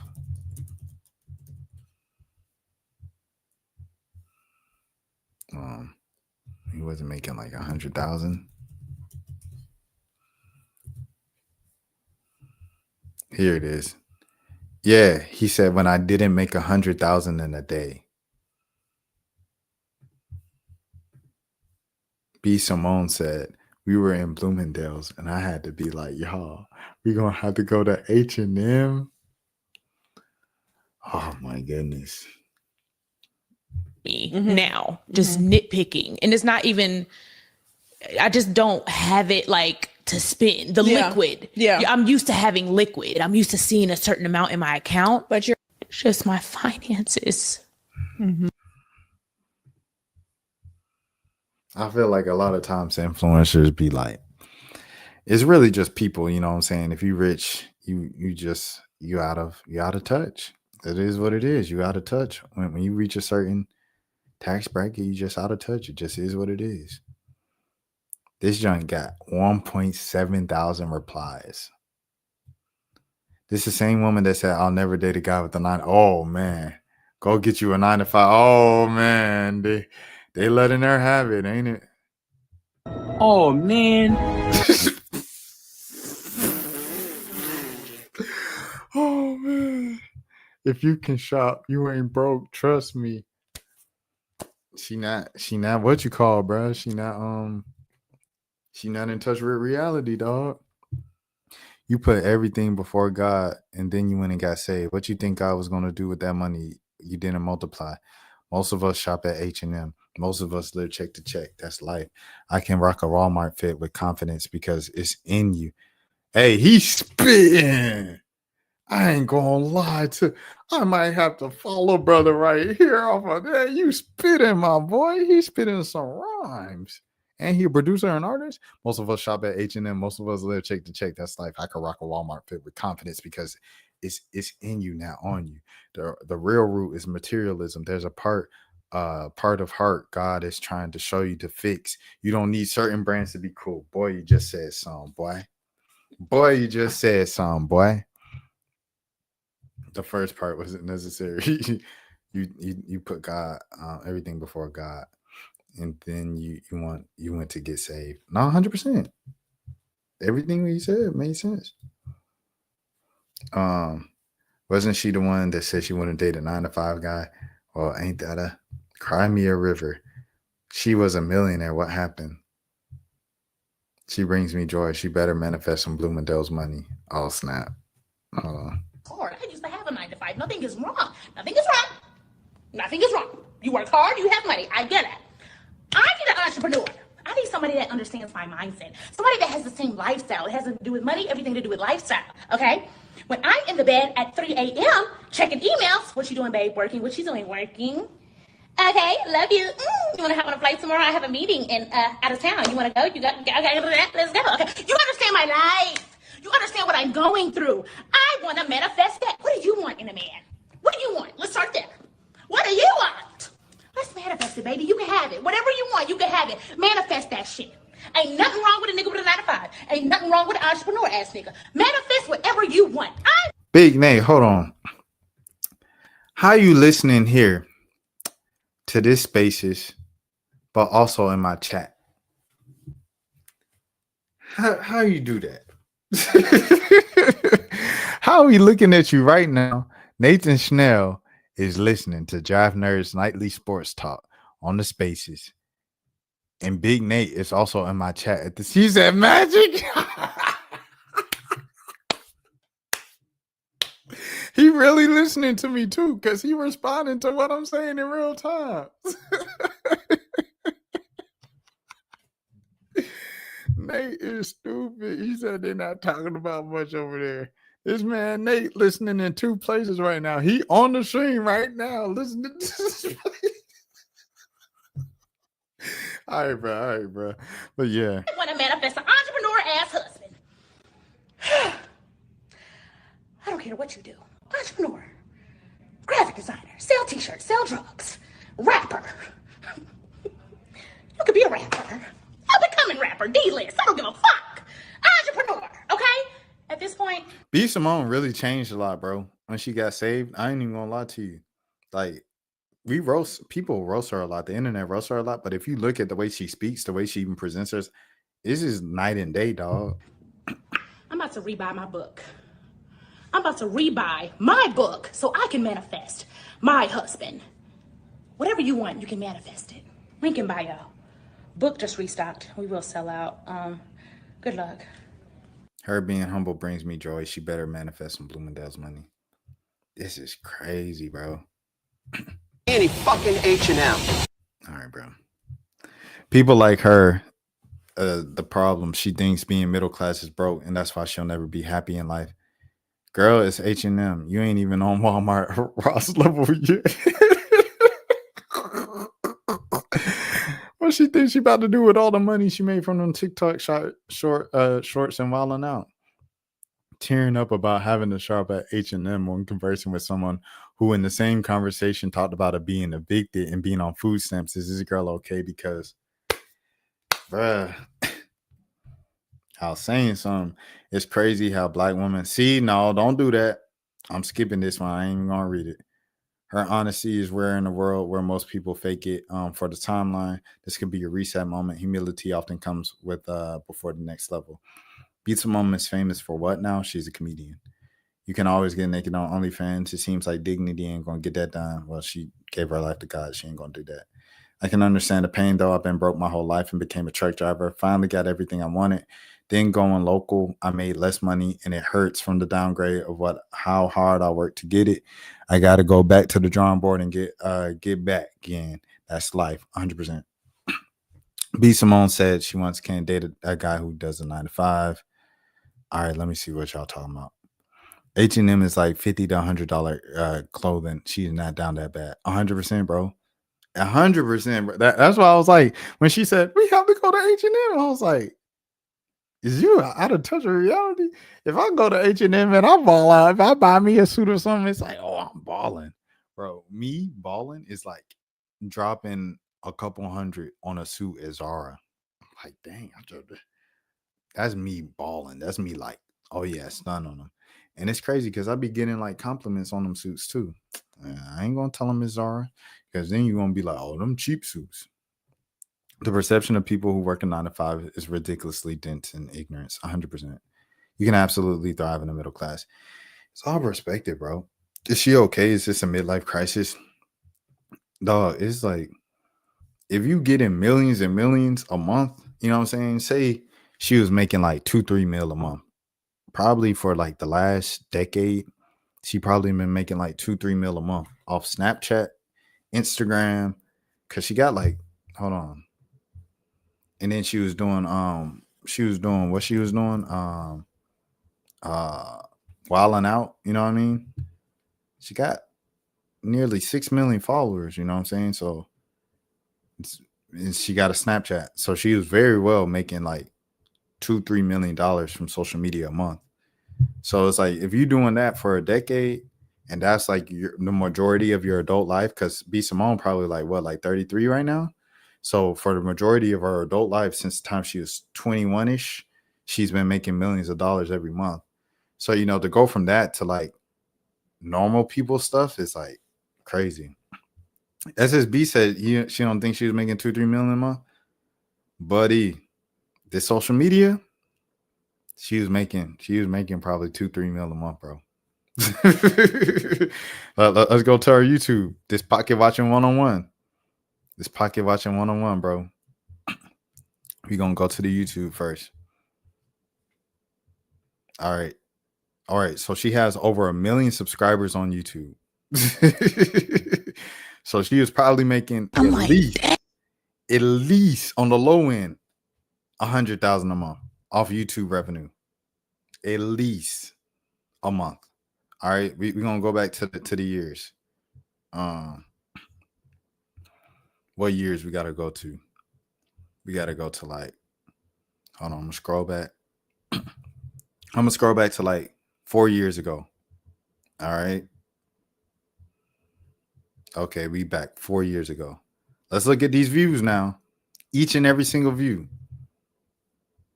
200. This 5 years ago. 200K. 197K. 270K. 400K. 350K. 200K. 100K. 300K. 400K. 200K. 200K. 200K. 100K. 200K. 100K. She was making at least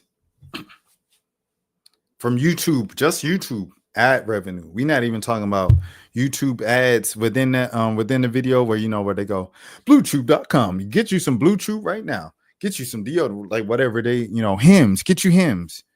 Or no, she'd probably be the person that would do like the therapy ads. What's the therapy? BetterHelp. Go to BetterHelp right now. She probably get money from that, right? So not even counting that money from YouTube, just counting ad revenue from YouTube by itself. She was probably getting about 500,000 a month, bro. No, I say 100,000. We'll keep it on the low end. But this is 4 years ago too, where they was really paying. I say probably like 250,000 on a good month just from YouTube ad revenue, and then say you get a whole nother 50,000 a month from better ad helps a month. That's $300,000 just from YouTube. Okay, now we go to Instagram. Instagram, she had 6 million followers, 5 million followers or whatever, because she got most of these followers from like 4 years ago when she was really, really, really popping like that. So you got, I say 300,000 from YouTube.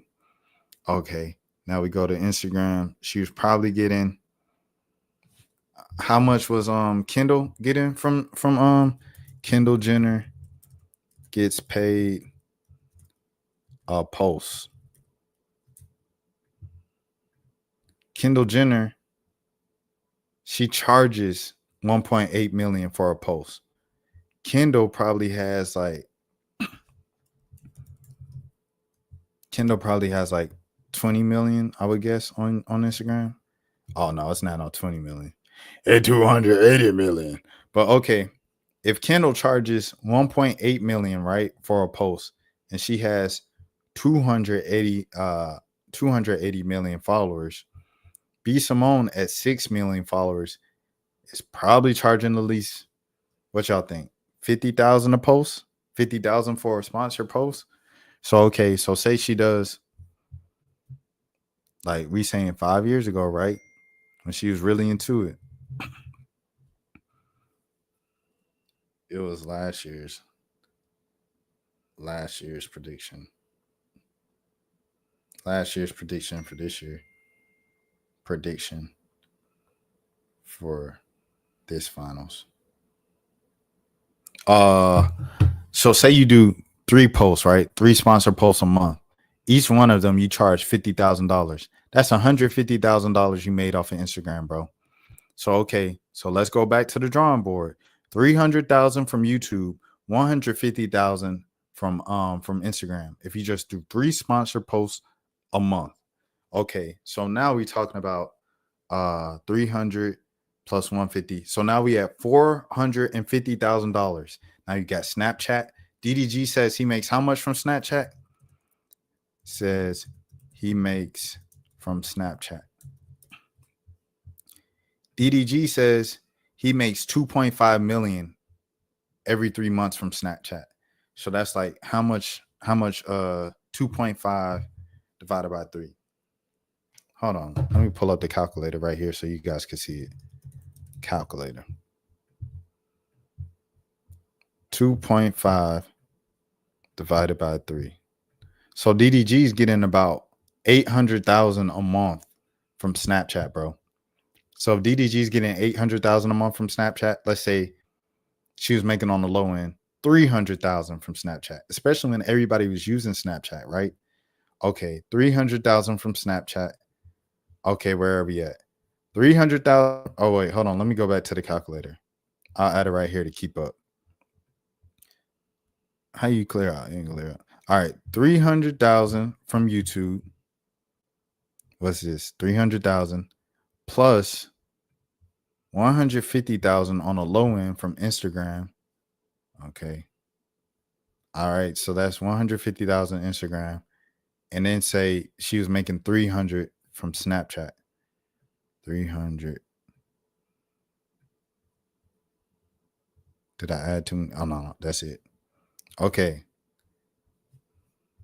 That's $750,000 right there. So, okay, right there, right? So we go right here. Okay. She's probably doing what? Wilding out? Wilding out. Say you get $10,000 each show on Wilding Out, right? Wilding Out season. This is season 21. Let me see how many episodes are in the season of Wilding Out. Wilding Out has where the episodes at?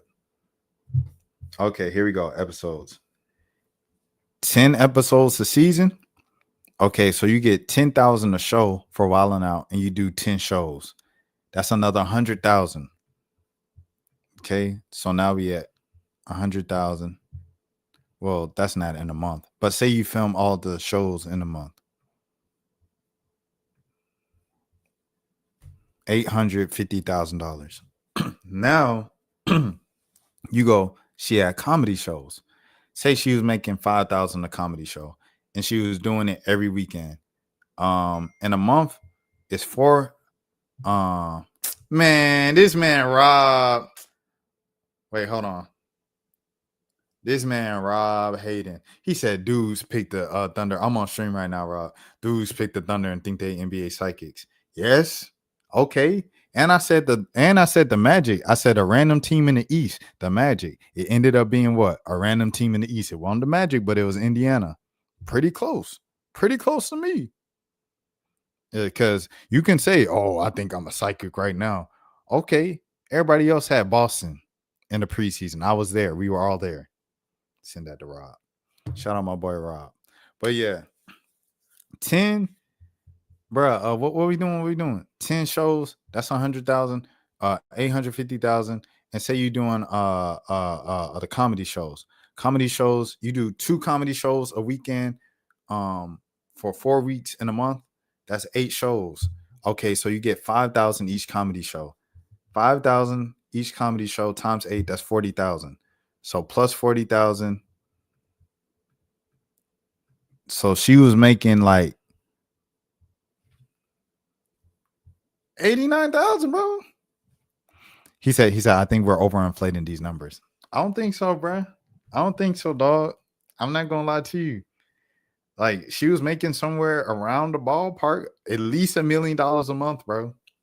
At least $1 million a month. And she was doing it for years. Like, B. Simone was everywhere, dog. B. Simone was everywhere. Her and Pretty V, they were everywhere. Bro, I'm not sure if she has enough hours to fill up the demands. I'm telling you, dog. Hold on, look.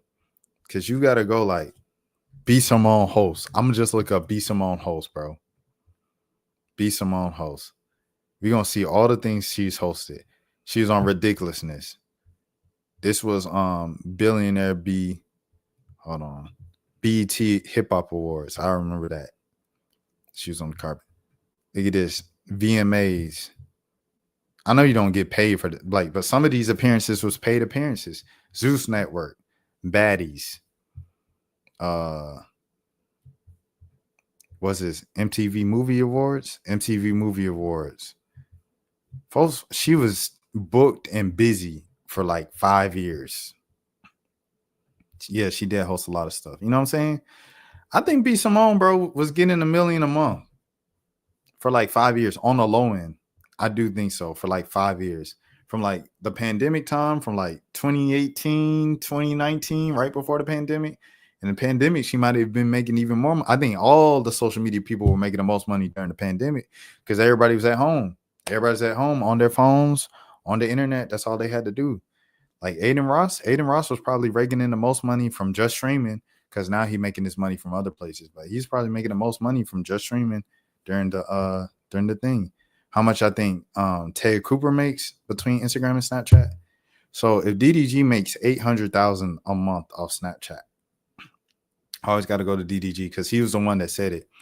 And I talked to other influencers in Atlanta, and they told me like they be making some money off Snapchat. Snapchat pays the most from Snapchat partner program and things of that sort. And I know people who have things with Facebook, and they say they get like the most they ever made in a month off Facebook. These are people not famous, by the way, just people with a lot of followers on Facebook because they have a following.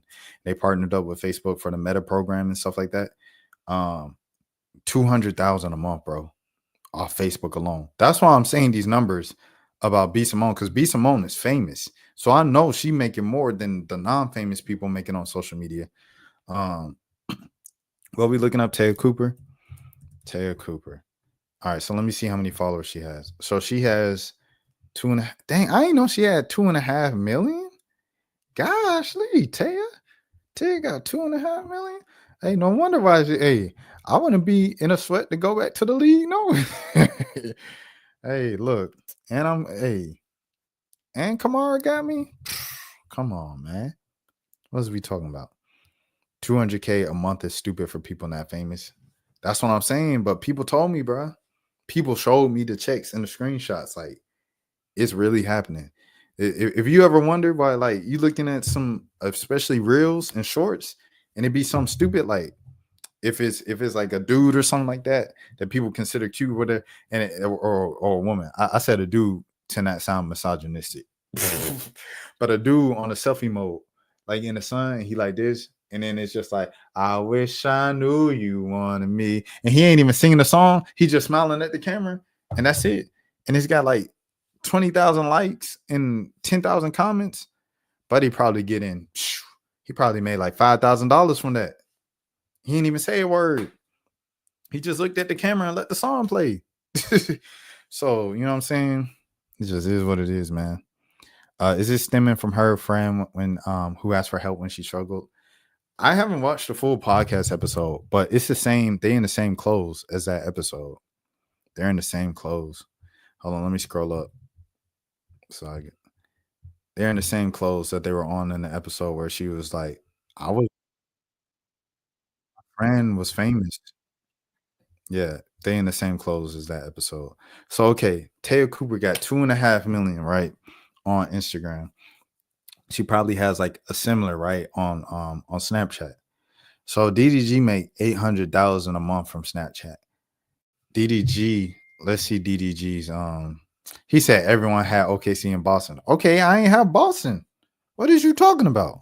All right, hold on. Anyways, I had a random team from the East. And who made it? A random team from the East. That makes my pick impressive. DDG got 6 million, right? He got nearly 7 million on Instagram. So Taya has about a third. It would have been more impressive if he predicted both teams. Who was going to predict the Pacers making the finals, bro? Outside of Pacers fans. But anyways, so she has a third. So DDG made 800,000 a month. She probably made like, what, 200,000, you say, a month? So she probably made 200,000 from Snapchat. And then she probably is making all these little fit pics. They probably like sponsored fits. Like shirt came from so-and-so, pants came from so-and-so, shoes came from so-and-so, glasses came from so-and-so, scarf came from so-and-so. And all them people paid her. Accessories, bracelet, all this stuff is opportunity for paid, advertisements and things of that sort. So she might be getting like, say you charge for 2.5 million followers. Shoot, I'll probably charge 50,000. It's just what I'm thinking off top. So if you do 3 sponsor posts a month, and she does more than 3 sponsor posts a month, that's 150. So you probably making 150 and then 200 off Snapchat. So she probably making like $350,000 a month, bro, between Snapchat and Instagram. To answer your question. So there's that. But yeah, man, it's buku money out here, dog. If you ever wonder why it's like, dang, everybody content creator. It's money. It's money out here. All right, so that's the thing with that. Speaking of FaZe, they're trolling people. They made a little parody debate. You know those debate YouTube videos and stuff like that. I made one about the streamers versus 9-to-5 workers, which is tougher.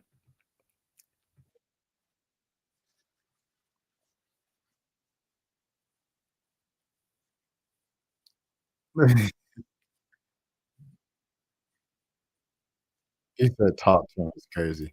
That's hilarious. That's hilarious. They said talk to him. He's right, by the way.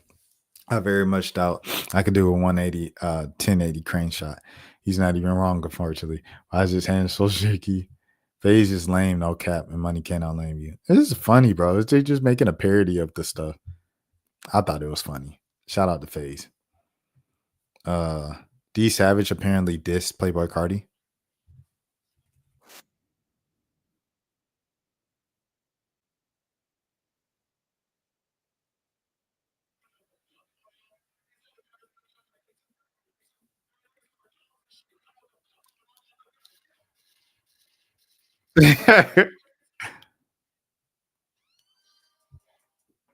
Dang.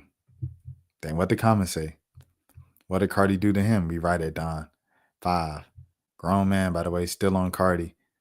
So Cardi, they all came up together in the underground with SoundCloud and stuff like that. D Savage was big back then and stuff like that. He was big back then when Cardi was big. But obviously Cardi done went to like superstar status arenas, not arena stadiums. He's a stadium artist right now, opening for the weekend.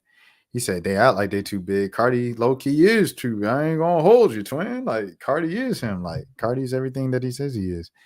Are we really having a debate? Yeah, that internet social media for me. No, there is a parody from FaZe. It was a parody from FaZe. They're making fun of the streamer versus 9-to-5 thing.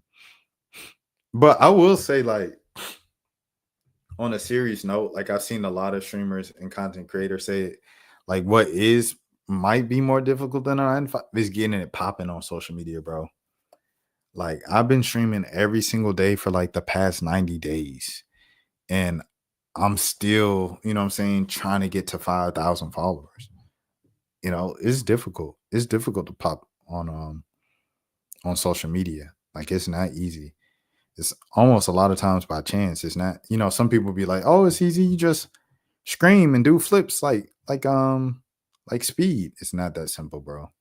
The reason I say this is because, let's be real, Snapchat is declining app. I'm trying to see where the money is coming from.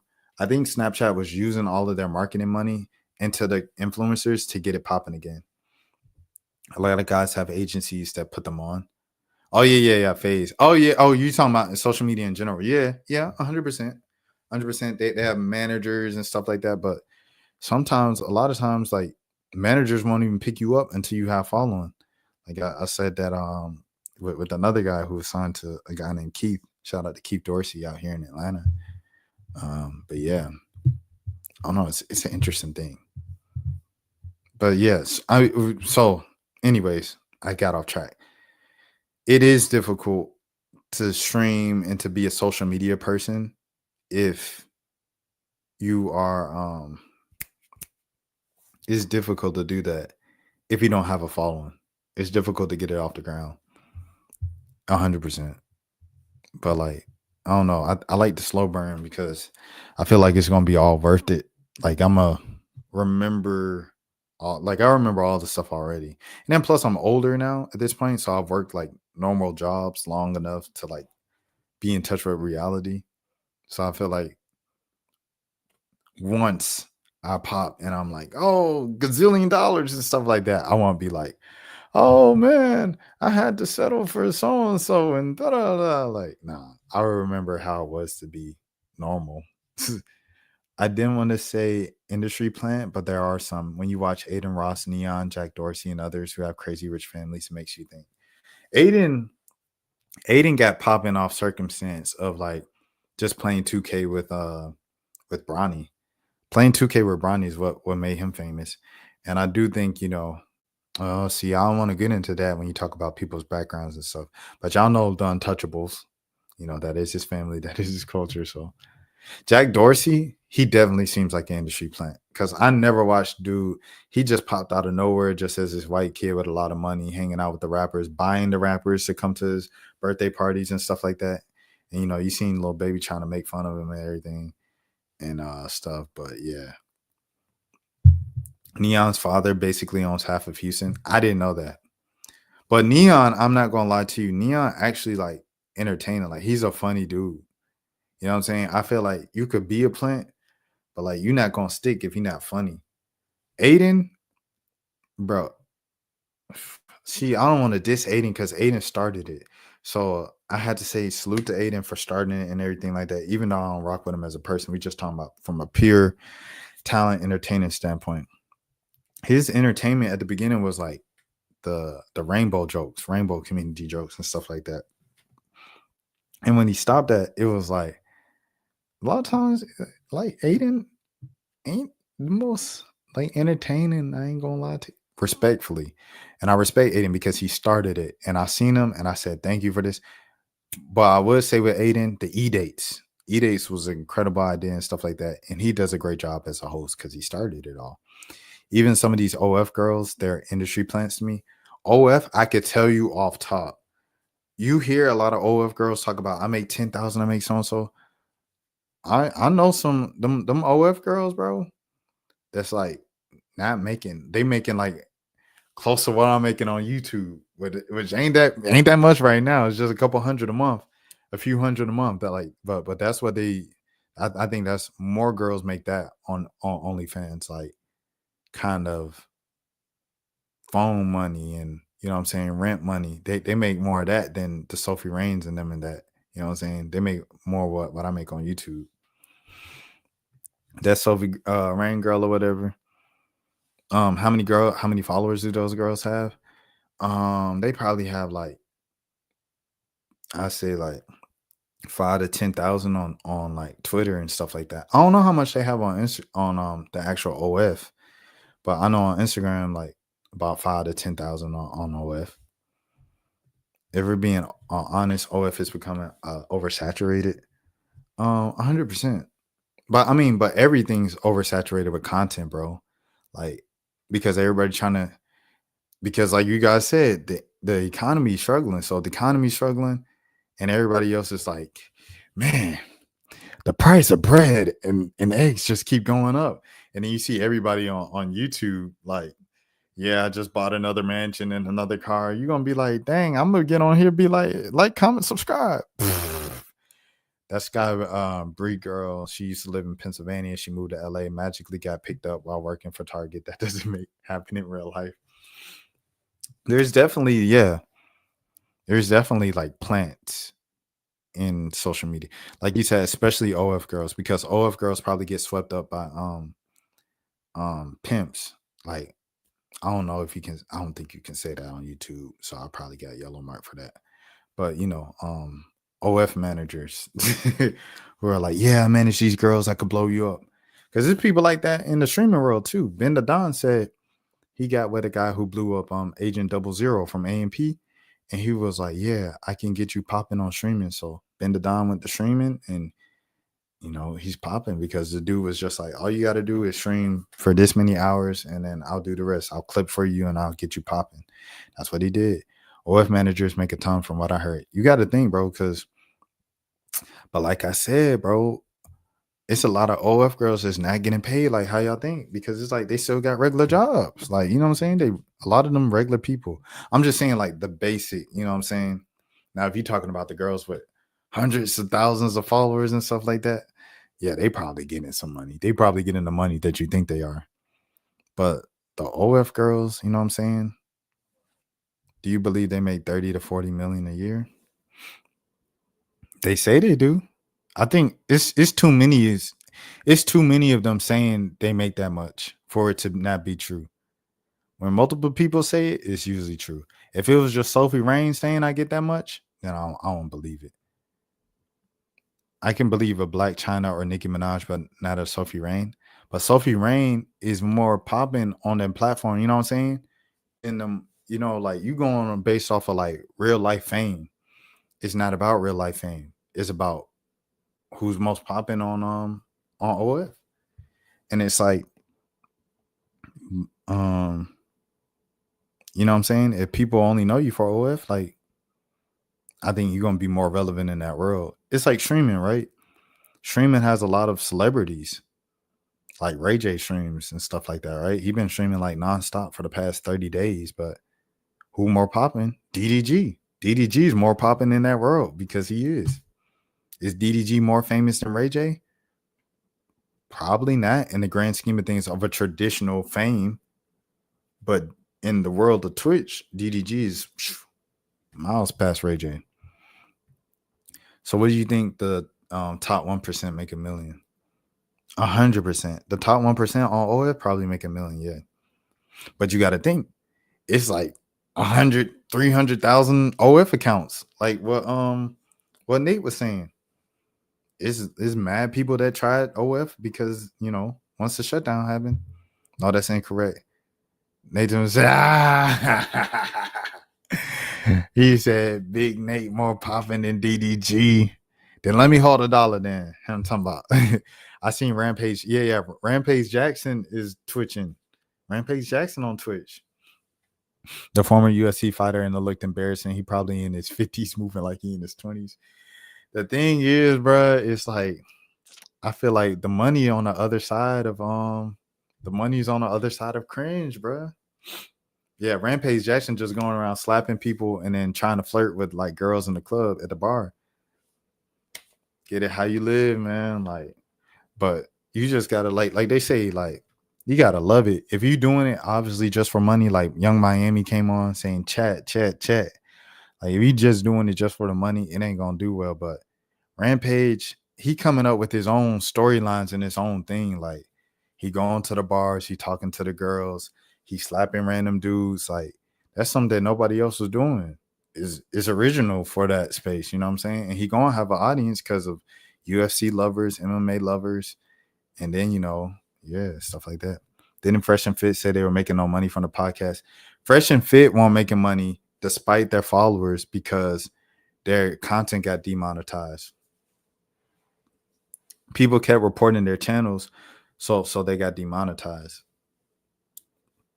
So that's why you have to watch what you say. That's why, like, when I talk about you know what I'm saying, like hard news stuff, like, that's why people say like unalive and all that instead of like the words, because they'll take away your money. He said, okay, that makes sense. Yeah. So it's like when the people be like, oh, I'm uncut, real raw, I don't care about that. You know, they really don't be getting money. Like, it hurts their money because this is all content creation. You're not in the Country Wayne said it best. You're not in the business of content creation. You're in the business of advertising. Like, this is all catering to advertising companies. Like, because we get all of our money from advertising. You either get it from people watching ads, people clicking ads while watching your video, or doing ads in your video, which is like, hey guys, better help, or what, Eat Fresh, the Fresh Eat little thing. Hey, Fresh Eats, y'all, meal prep for the you know, that's where you get all your money from advertisements. So this whole thing is like a business of advertising. It's not a business of content. Sneeko, Fresh and Fit, all those guys were complaining. Yeah, all the guys that are mad controversial just be like, woman, you know the problem with women, they don't be in the kitchen. You say that, bro, man, you ain't gonna make no money. Talking about, oh, I don't make no money anymore from this. You should have been talking about women like that. Like, what you thought was gonna happen? Hold on, let me get some water. Ugh.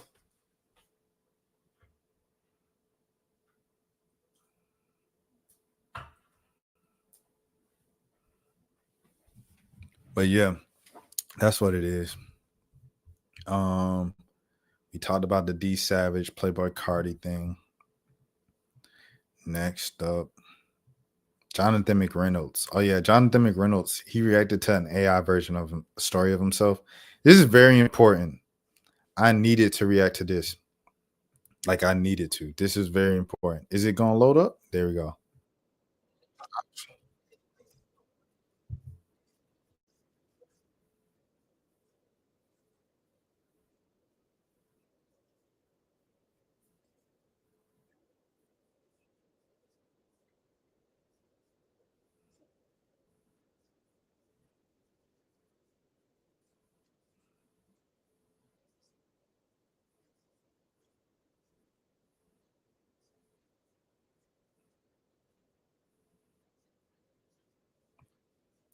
my mom, SSB, my mom was watching. This was like the other week. She was watching like, oh yes, it was a video saying like Jasmine Crockett went on the Ellen DeGeneres show, and then she was like, yeah, Ellen went, like Jasmine Crockett went on Ellen and told her or something like that. And I said, Mom, Ellen DeGeneres hasn't been on the air in like 5 years. And she said, oh no, I'm watching it right now. And like it was just a little robot voice, little doing the storytelling. I said, Mom, this AI, bruh. Like, you think if Jasmine Crockett went on Ellen DeGeneres show and told off Ellen, like you wouldn't have seen a clip about it? You just would have seen the little slideshows. Man, look, bro. For your older relatives and things like that, and your parents and stuff like that, y'all please make sure that y'all stay on folks with these AI, bro, because this is crazy. Like Jonathan McReynolds, he's doing a service right here, letting his fans know, like, this is what AI looks like, bro.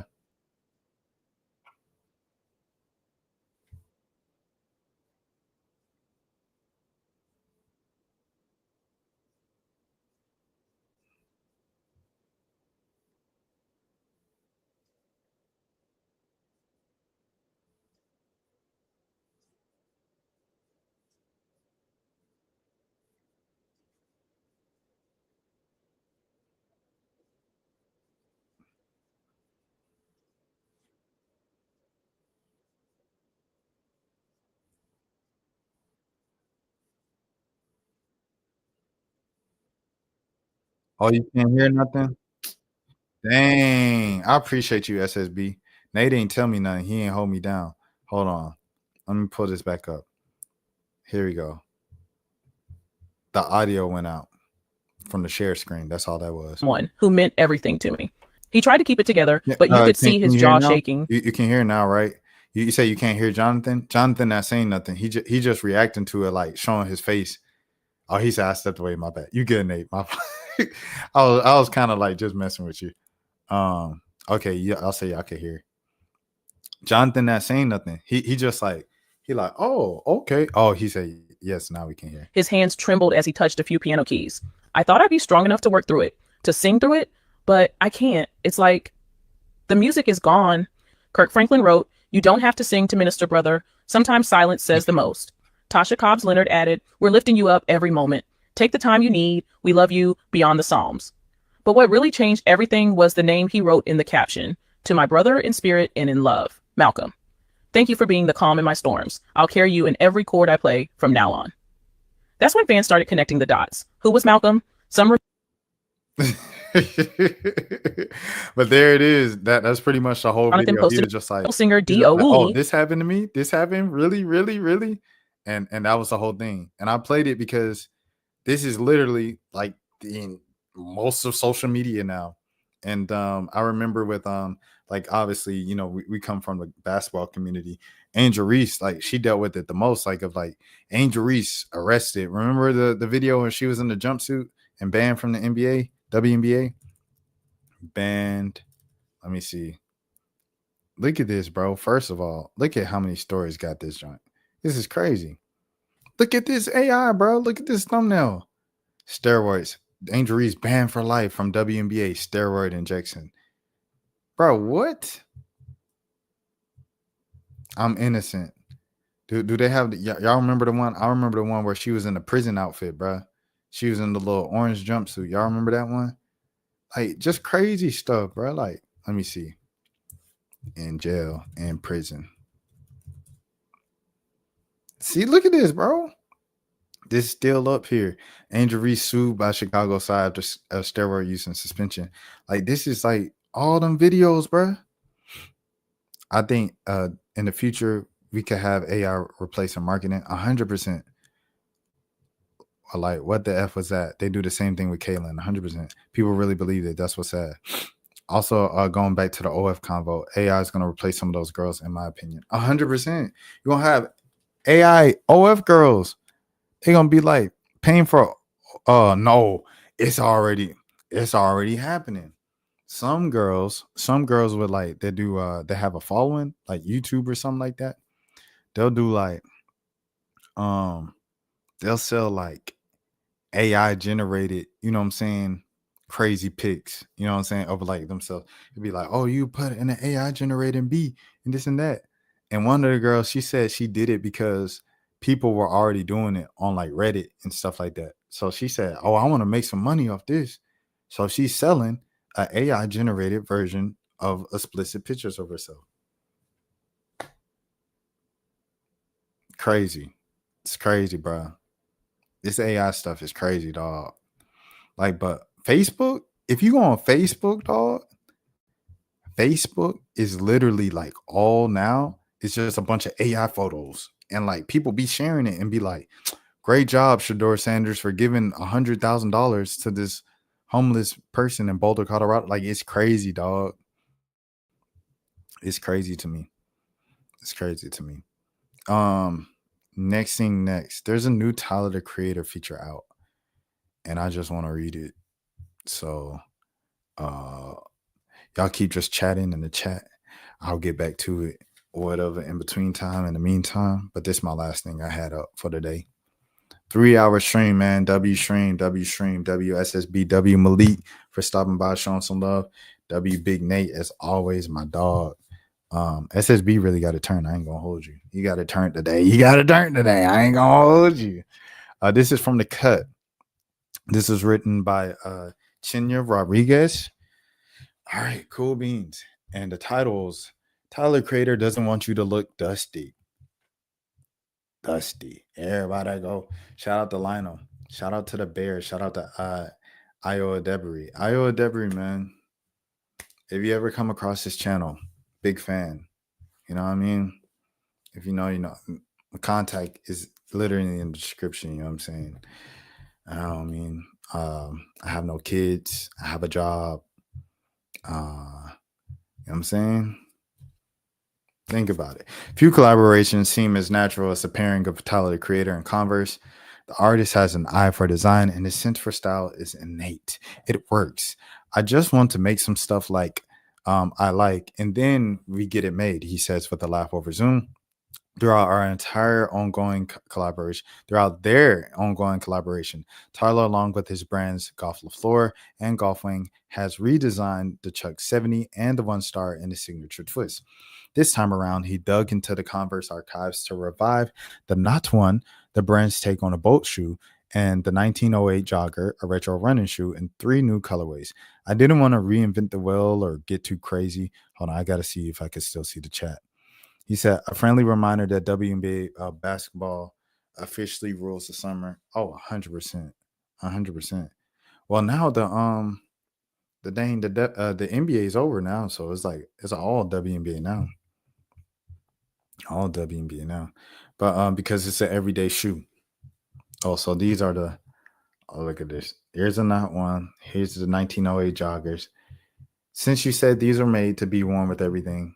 Oh, and they're pretty affordable too, 90 and 100. Well, Converse, Chuck Taylor's always been affordable. That's what that is.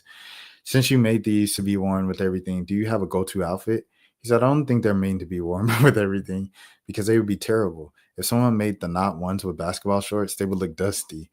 I think, dang, you took this ill shoe and put it on a terrible outfit, but I do want people to wear these every day on some regular type of time. If I could go to with anything, I'd wear it because my style is mine. I'd only wear stuff that goes with how I dress overall. You're a pretty big collector of watches, cars, and Louis Vuitton trunks. Is there anything special in your collection that is hard to get? And do you have a favorite? He said, no, it all finds me. All this cool stuff I got, it finds me. Walk into a random store and it's like, look at this cool thing that I just happened to find in this city or country, and bam, I get it. I'm a magnet for stuff I like because I'm so pure about it. I found that F40, that car is sweet. It's all effing cool ass ish. This is how parents are like when people ask if they have a favorite child. Well, people have a favorite child. They're lying if they say they don't. I don't know if I have a favorite sibling. So like when people say favorite child, I don't know if that's true because it's like it alternates. It's like sometimes I might talk to one sibling. I'm like, oh yeah, this is my favorite sibling. Then I might like my big sister other times because it's like my big sister got kids and like I love my nieces and nephews. You know what I mean? So And then sometimes like the baby sister is my favorite because I remember her as a baby the most because she's the youngest. So, you know, I don't know. It alternates. What are your thoughts on gatekeeping? I love gatekeeping. Everything is not for everyone, and that's okay. People have to stop wanting to be invited into everything. And it's okay not to be into something, bro. It's chill. It's cool. It's chill. I feel like people don't usually agree with that. Oh, speaking of this, I know I'm interrupting a lot, but it's a reaction. I started anime this weekend. I'm watching Demon Slayer. I watched the first 3 episodes while I was uploading some videos the other day, and it was great. I'm not gonna lie to you. So I'm getting into it. I'll keep you guys posted with any major updates. And yeah, I feel like people don't usually agree with that. Is there anything that you've been trying to gatekeep? Gatekeeping music is a little weird, but when it comes to companies, restaurants, and clothing, like certain restaurants that some people really love can get effed up because someone makes a TikTok and now everything is sold out. This small thing that they loved and enjoyed is no longer available for them to enjoy because everybody wants in, and it's a new thing to feel, and they feel like they're a part of something. That's when I'm like, no, F that. Gatekeep your restaurant. When people are like, where did you get that from? We good. ID on Tyler's so-and-so? No, we good. Let me have my thing. You might not look fire in it. Back to style. You don't seem to be interested in fashion rules. But do you have your own fashion rules? I hate brown, purple, and red together.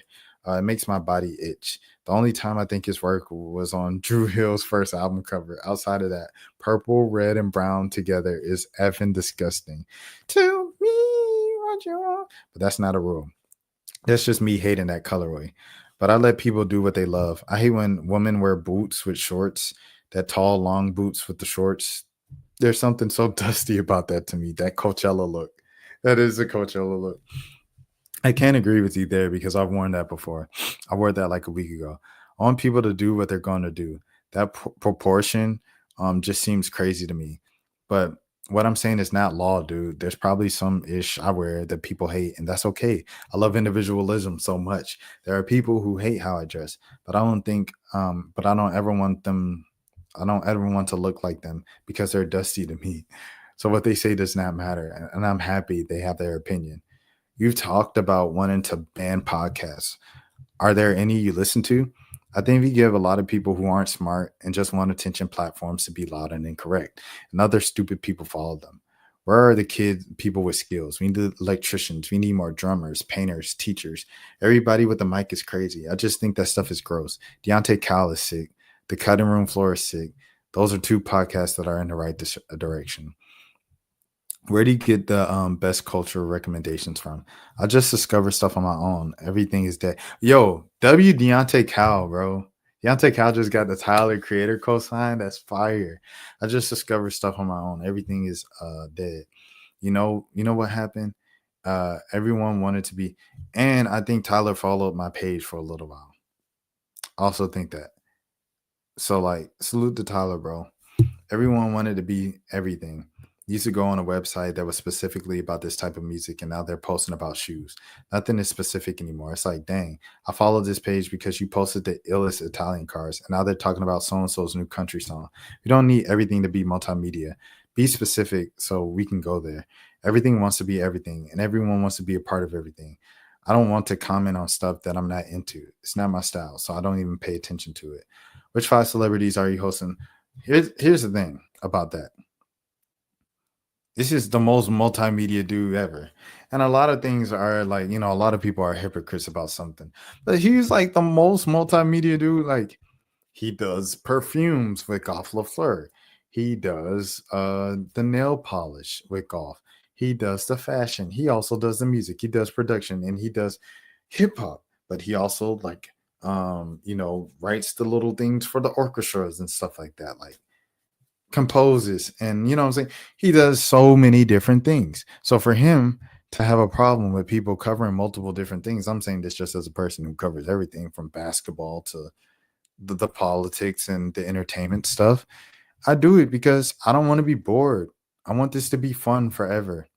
I don't want this to get when this gets bored, then even if I pop off and I make more money than I make at work, and it's like, oh, you go full-time content creator, it's going to feel like work if I just do one thing specifically all the time, because that's just what I do at work. I have a cool job. I do a cool thing that a lot of people will want to have as their job. But like sometimes you'd be like with the schedule and everything, you'd be like, dang, it'd be nice to move at this time. It'd be nice to make this amount of money that people make. And for me, I want to do it the way that I do it. Will that take a little longer for me to get to where I want to because I don't have a focus area or whatever? I'm here 1 minute and here the other minute. Yes, it's going to take longer, but I will be more satisfied with that because it'll be authentically me. And that's something that I think my subscribers will want to see from me. Word of advice for it. And you can apply that to any part of your life that you want to if you're watching this right now. Which 5 celebrities are you hopping into Uber XL with? 5 celebrities? What the F? Okay. Lena Boyce, Travis Bennett, Jasper, Malcolm Washington, and Iowa Devery. My effing friends. I don't be out there. It could be somebody whose music I love, but that don't necessarily mean I want to hang out with them. So I'm assuming you're watching The Bear when it comes out. Of course. Are you watching The Bear when it comes out? Of course. Speaking of food, what's the last meal you cooked for yourself? I'm going to tell you something right now. If my house had paint chipping all over and needed painting, do you think that I get on the roof and stop painting? No. You know why? Because that's the best option. So why the F would I cook for myself if I don't have to? If I want Italian food, let me go to a place where they're going to do it with the best love, with expertise. I'm not in my house cooking. Are you crazy? That's fair. I know, man. Well, you better stop cooking for yourself. That's fair. We mentioned The Bear, but there are other shows that you like to watch or comfort shows. One of my comfort shows is Goosebumps, the original from 1994 and 95. I love the areas they shot in and the tone of it. It's a little silly, but it has a light to it. That show is probably whack, but I grew up reading those, so my connection to it is warm. Have you ever watched Are You Afraid of the Dark? I love that show, the Dollhouse episode. There's an episode with T and Tamara and chameleons, which was traumatizing. Last question. Is there anything you wouldn't watch? No, not at all. If it looks interesting, I'll check it out. I'll tune into whatever. If it's not my thing, I wouldn't sit there and watch a whole season, but I'll check out 10 minutes of it. Like I said, I think Tyler creators watched my YouTube channel before, bro. And because of that, I say thank you. Thank you for checking it out, dog. And yeah. But anyways, my name is Rashad Milligan. It's been 3 hours, 3-hour W stream. Appreciate all y'all, man. I'm out of here, bro. I'll see y'all tomorrow because I stream every single day. Until next time, y'all be easy. Peace. That's for losers, man. I don't get involved in that stuff, but Angel Rashad Milligan rolling out. Good question. Brandon, we can't ask Rashad questions. Hey, Rashad.